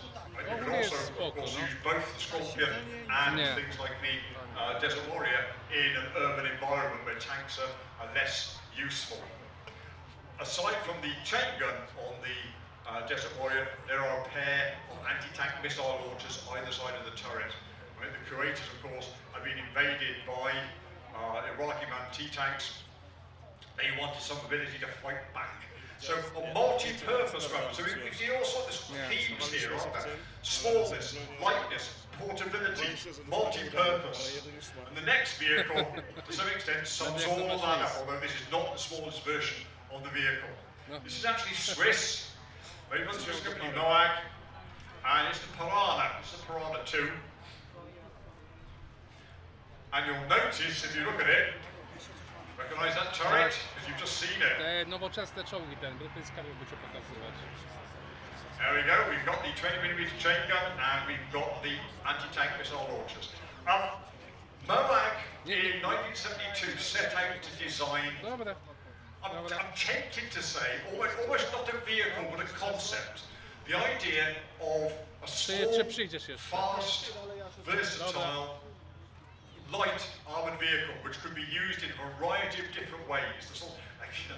was terribly tempting with Swiss vehicles to draw a kind of Swiss Army knife analogy, but it's that kind A of thing ciekawe, of czy będą ten most multi-purpose rozkładać. Wydaje mi się, że tool. mogą to And rozkładać. in fact, the Piranha was produced in 4x4, Może być fajne. 6x6, 8x8, and 10x10 versions. The 10x10 was big enough and chunky enough to carry big weapon systems. Nie, oni tam taką The 8x8 and the 8x8, see, O tak wyskakuje, wylatuje tak do góry i się rozkłada, padając. Riding turrets, it was originally intended to be amphibious and was sold around the world to 21 different countries. Now those countries tended either to buy the vehicles in or to buy under licensed capacity to build them in their own country. And it depended on which country it was as to which one we're looking at. Now the Piranha 2 was sold to Australia. They called it the Australian Light Armoured Vehicle. 3 was sold to America. They called it the Striker. I might come back to that again in a moment. The 1 was sold to Canada. So here's another Canadian vehicle to be looking at. This is the Canadian Cougar, 6x6. The Canadians designated it a GPAV, a General Purpose Armoured Vehicle, which really sums up pretty much what I'm saying. They bought it in, and they used it. They have used it for a variety of roles. This particular one, you'll notice, if you look at the turret, again, it may look vaguely familiar if you've been into the museum and had a look round. Effectively, it's a sort of amalgam of the turret from the Scorpion CVRT, the original Action Man tank, and the Fox armoured car. So a British-built turret put on there. You may also notice as it goes round that the turret is slightly off-centre to allow for the weight of the engine, which is in the front, when you're in your amphibious mode. It stops you from floating, having a list when you're floating. It balances up the weight. But if you're very, very observant, you may have noticed that neither the Piranha, when it came through, nor in fact the Cougar, actually has the propellers it would have had at the back to push it through the water. There was a period where just about every military vehicle needed to be amphibious. It was the kind of buzzword, if you like. That had now long past. This particular vehicle was used by the Canadians as a fire support vehicle.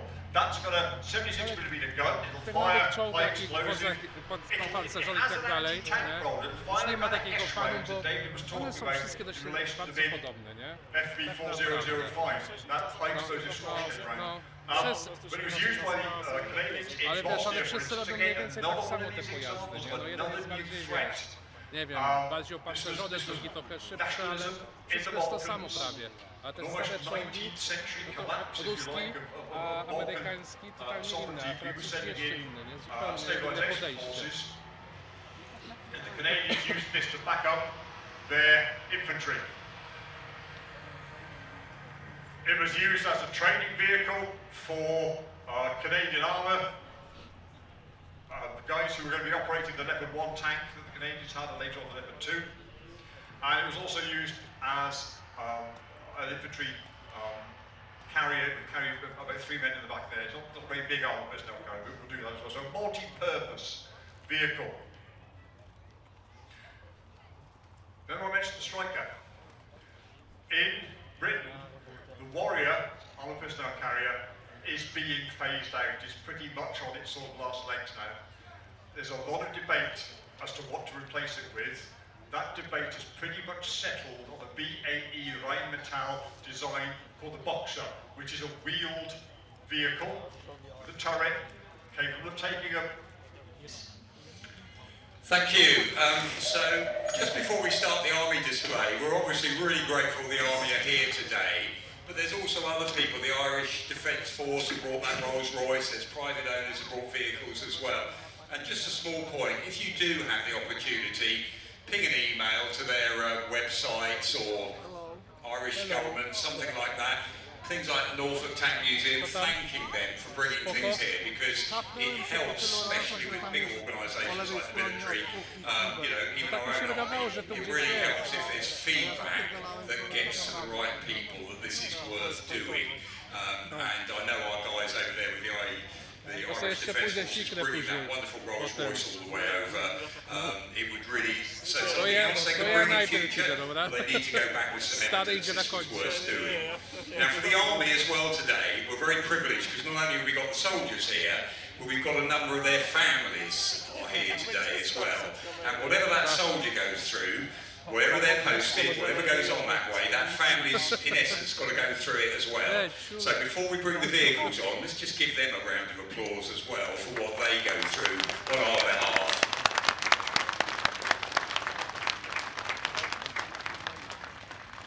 So, Corporal Wright, last day, all ready to go? Ready, willing and waiting. Let's get this done. Okay, we're going to see some vehicles coming on now. We'll get over the other side out of the way because these are going to come round at a bit of speed. As we warn you throughout the day, they pump out a bit of smoke, everything else. You're used to that by now, but they're loud and they're big and they're very aggressive. So we can show these ones off. ATU, again, we were just saying, these are the guys that are based here at Bovington to trial these vehicles. And the really nice thing at the moment from your point of view is you've got some really interesting stuff going on trial at the moment. Absolutely, yeah. First thing, however, we can't trial anything unless we've got a way of collecting it if it's broken. And the vehicle you see in front of you here is the prime example of that, okay? This is part of the MAN SV or support vehicle range. The SX chassis, to be precise, you can tell that because it's got 8 wheels. And also, the big crane is the giveaway that this is the SVR or support vehicle recovery. That crane can be used to pick up anything up to about 15.5 tons, and when used in conjunction with the winch at the back, it is able to lift and pull most vehicles out of a ditch if required. Now, as a vehicle, this is, you said yesterday, you know, like, oh, it's not armoured, is it? But it is up the front, and you can add armour if it's going in a threatening environment.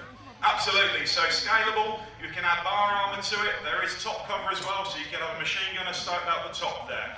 Traditionally, it's not going to be at the front line, but if a vehicle close to the front line needs recovery, that's what we're going to send there. Crewed by the Royal Electrical and Mechanical Engineers, REME for short.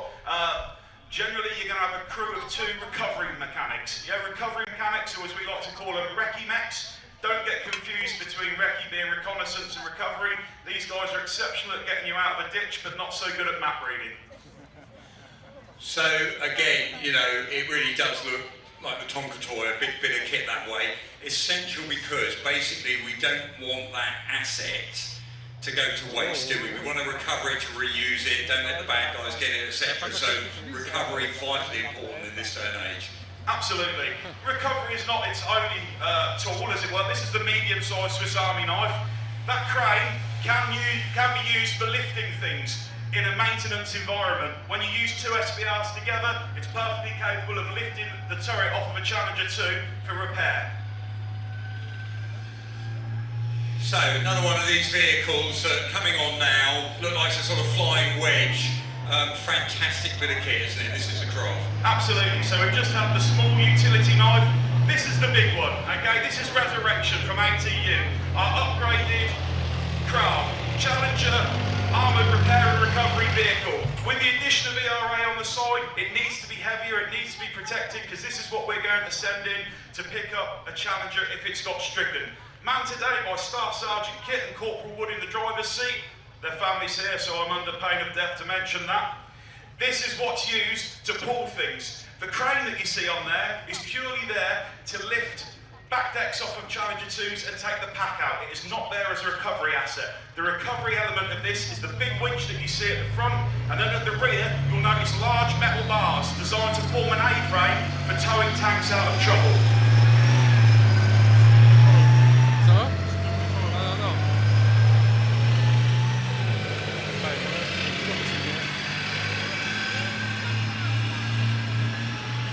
Now this one has got the bar armour on the rear, reactive armour on the sides, is that what that is? Absolutely, yeah, it would be.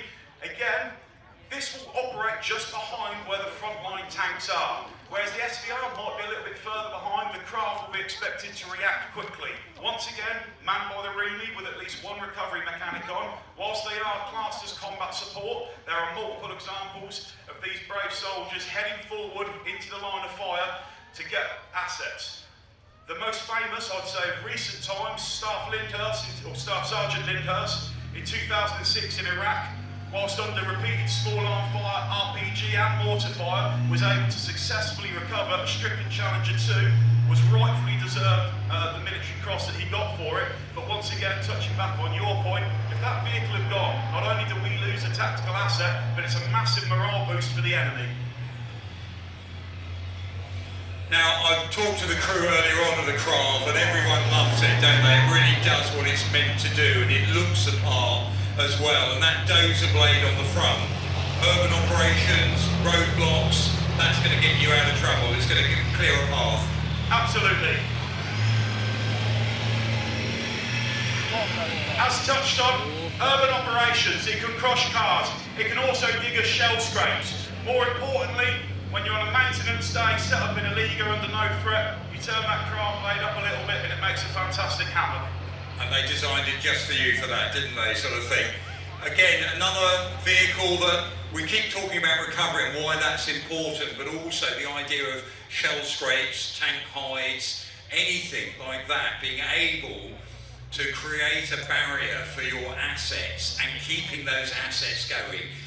You know, we're not giving away things too much, but obviously in this day and age, we put a lot of money into an item, however lethal that is, but we can't afford to lose it too quickly. So having something like the craft and get it back into service, really, really important role in the military. Agreed entirely. And touching on, once again, valuable assets. We've talked about utility knives. This is not. This is a single-purpose vehicle and it needs protecting at all points. This is the Titan, okay? Based on the Challenger 2, it's got a bridge on there.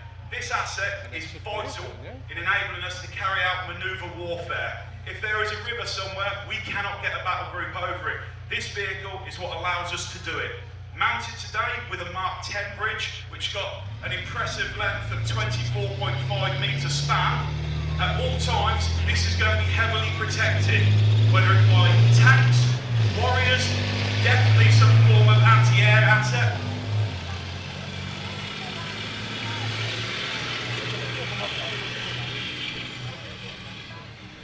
Crewed by the engineers, this is part of a range of what we call the T2 series, and this is Challenger chassis-based support vehicles. You may have seen the Trojan last year, very aggressive looking vehicle with the mine power on the front, fascines on the rear.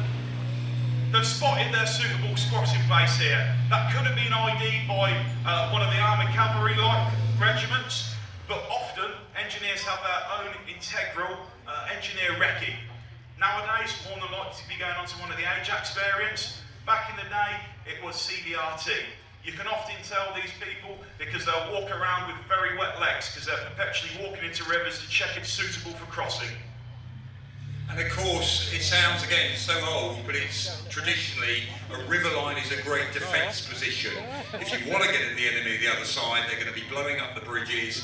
You've still got to get across to advance or retreat, whatever the situation is. So again, this wouldn't be on its own that way. You know, you're going to be using the rest of your force in that sort of, you know, covering manner.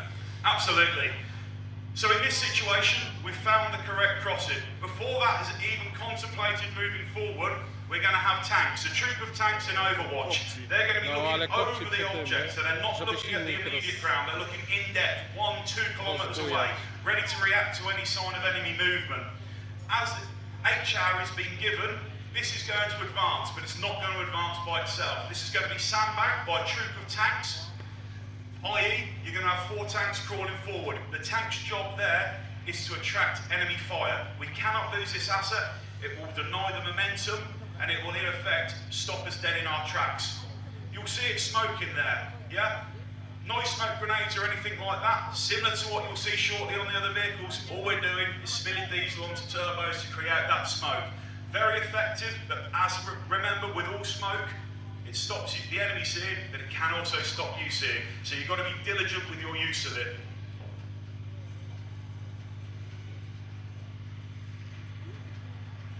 And so the vehicle lays the bridge, will it always cross it or back off, or what happens afterwards? I can think of very few examples where the Titan would go over that. What's going to happen as soon as that bridge is laid, the Titan's going to recover back to its engineer hide.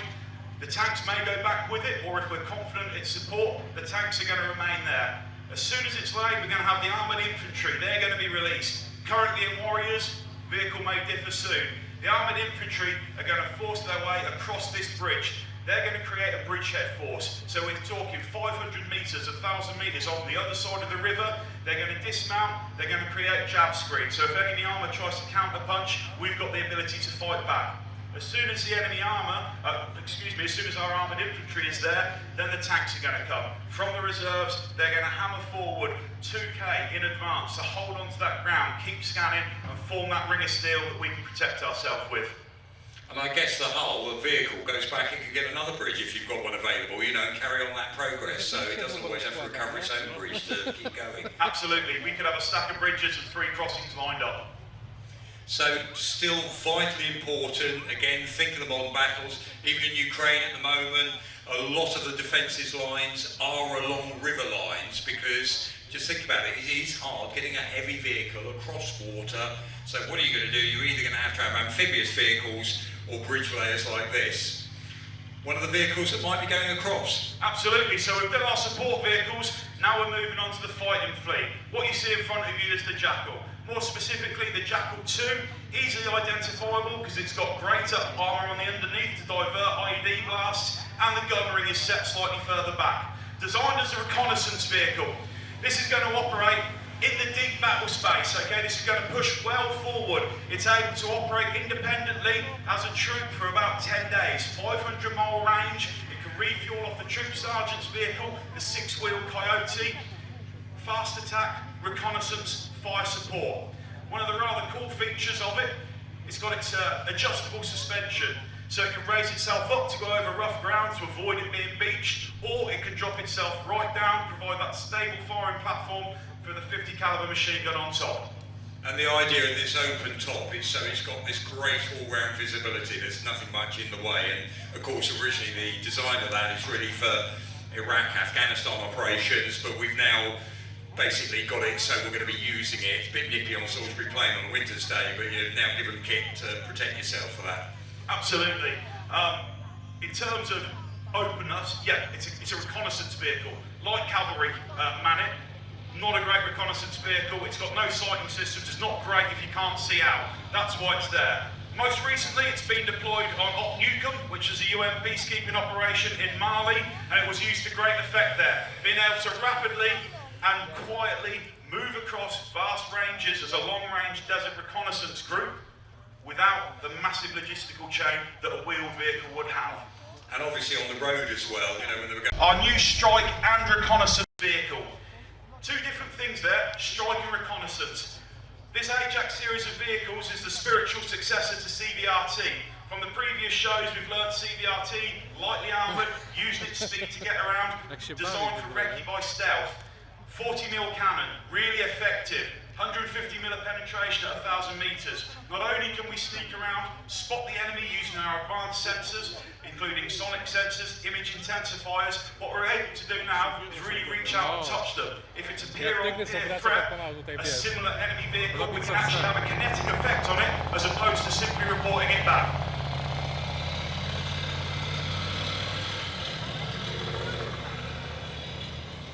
So all these lovely euphemisms, kinetic effect, this will knock it out. Let's put it bluntly, 40mm is quite a punch, and this new ammunition they're having in these as well, telescopic, all pushed down together in one sort of like cylinder, like a Coke can goes out the end. Fantastically powerful bit of kit on the gun. But obviously as well, it's got all these sensors, all this clever stuff that means it can do things in a very different way to that previous generation. Absolutely. In effect, this allows us to double our recce standoff because we can identify targets from a lot further away now.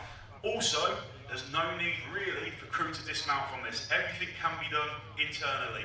And that really allows us to, again, spot it earlier, better identify it. What that does, that information getting fed back, gives the commander far more time to calculate a plan to work out the best way to use our force effectively. Moving back to that manoeuvre warfare thing, we know we've never had the biggest army in the world, but we're very, very good at projecting force in the right place at speed. Ajax is at the very centre of everything the British Army will be moving forward. The most technologically advanced medium weight fighting vehicle in the world. And of course, it's not just Ajax. You've got a family of vehicles, all based on pretty much the same hull. We go through all those, what is it, Argus, various other ones. Apollo, Athena. Athena is definitely the one that I'm most au fait with. My regiment, Queen's Royal Hussars, got some of these shortly after the cavalry. Currently out on Salisbury Plain. We have Ajax as is, but also Athena, the command variant. Current colonel, a tank man through and through, but is taken with the command capabilities that Athena offers him.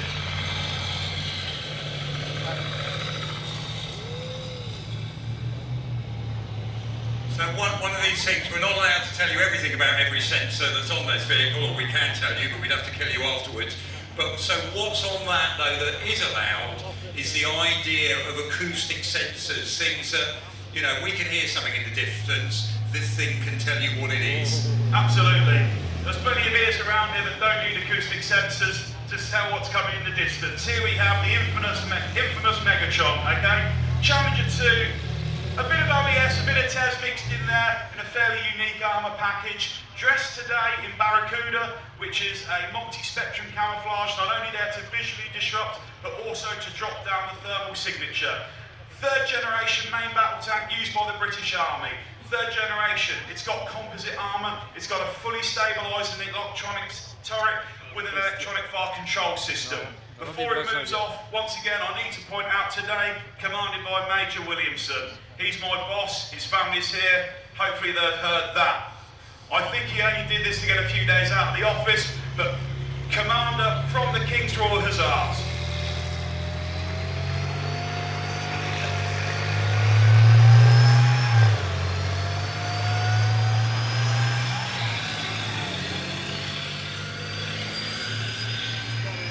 So I mentioned earlier when we saw Challenger 1, how you spot the difference.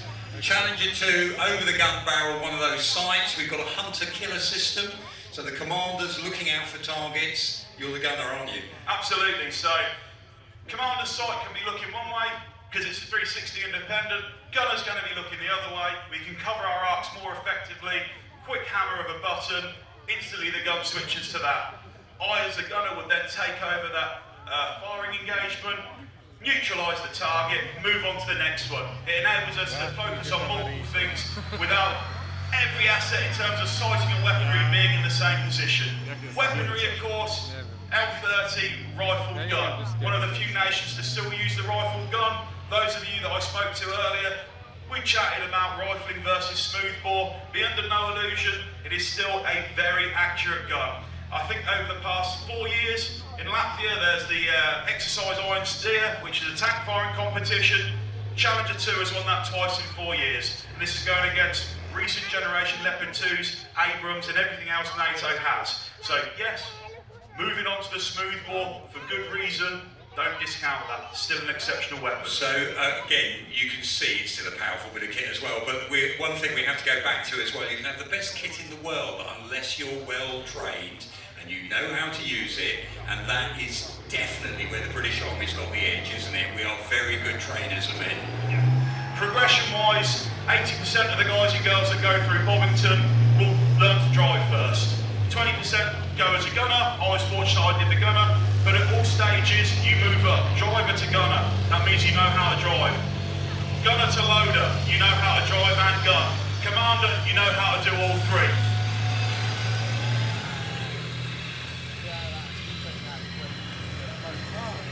So as we take Challenger 2 around, you know, one of those classic is the tank dead stories. We are investing in this country in Challenger 3, the new smoothbore gun, much more sophisticated, a new level of armour protection, and that is again one of those things we are very fortunate to have Chobham, aren't we? Yeah. As ever with tanks, NATO forces are always going to prioritise survivability over anything else. We value that life. Challenger 3 will be living proof of that.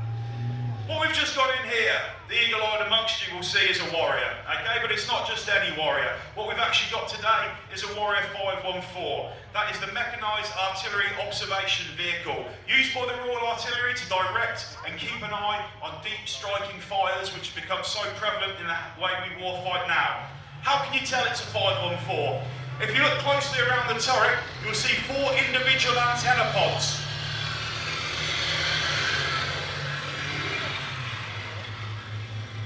The 514 needs that number because they're going to be on multiple radios. They'll be on battle group, they'll be on fire control, they'll be on artillery, they'll be on battery means. It's a very busy time in there. And because it's so busy, the 30mm Radon cannon that you see on the front is actually a dummy gun. They don't have the space in there for it. Yes, it's got a protective chain gun, but we put the dummy gun on there so it's harder to identify as a high-value target. So the actual, of course, the parent one is really the, as we remember it, Warrior IFV, Infantry Fighting Vehicle, section of infantry in the back, fantastic speed, amazing brakes, keeping up with the challenges because of the speed issue, stops on its nose, doesn't it, and everyone debusses out the back and finishes on foot. Bit of covering fire maybe? Yeah, absolutely. On your traditional ones, you've got the 30mm Radon that's going to be pushing it down. This variant, you're not fitting that number of soldiers in the rear of it. What you're going to have instead, again, artillery people, but they are going to be signal specialists. In the back of that, seats have been taken out. We've got man-portable radar systems that enable them to triangulate, work out where the fire is going to go correctly. I think more than anything else, it proves the versatility of the platform. Irrespective, 511's the command variant, 512's, 513's, repair and recovery, 514's, 515's, the artillery. All of the operators enjoy working on the Warrior. As you can see, looks great to drive, sounds fantastic, and has been doing the job well. The other one about British IFVs, if you notice, no gun ports down the side. We can up-armour these, can't we?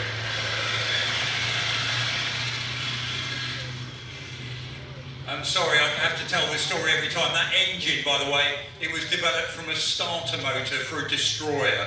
It has tremendous power well in. Of course, you have to give that because over time we add things, more armour, weight, inevitably goes up that way. But Warrior's been able to really keep up with that, hasn't it? It still sounds fantastic.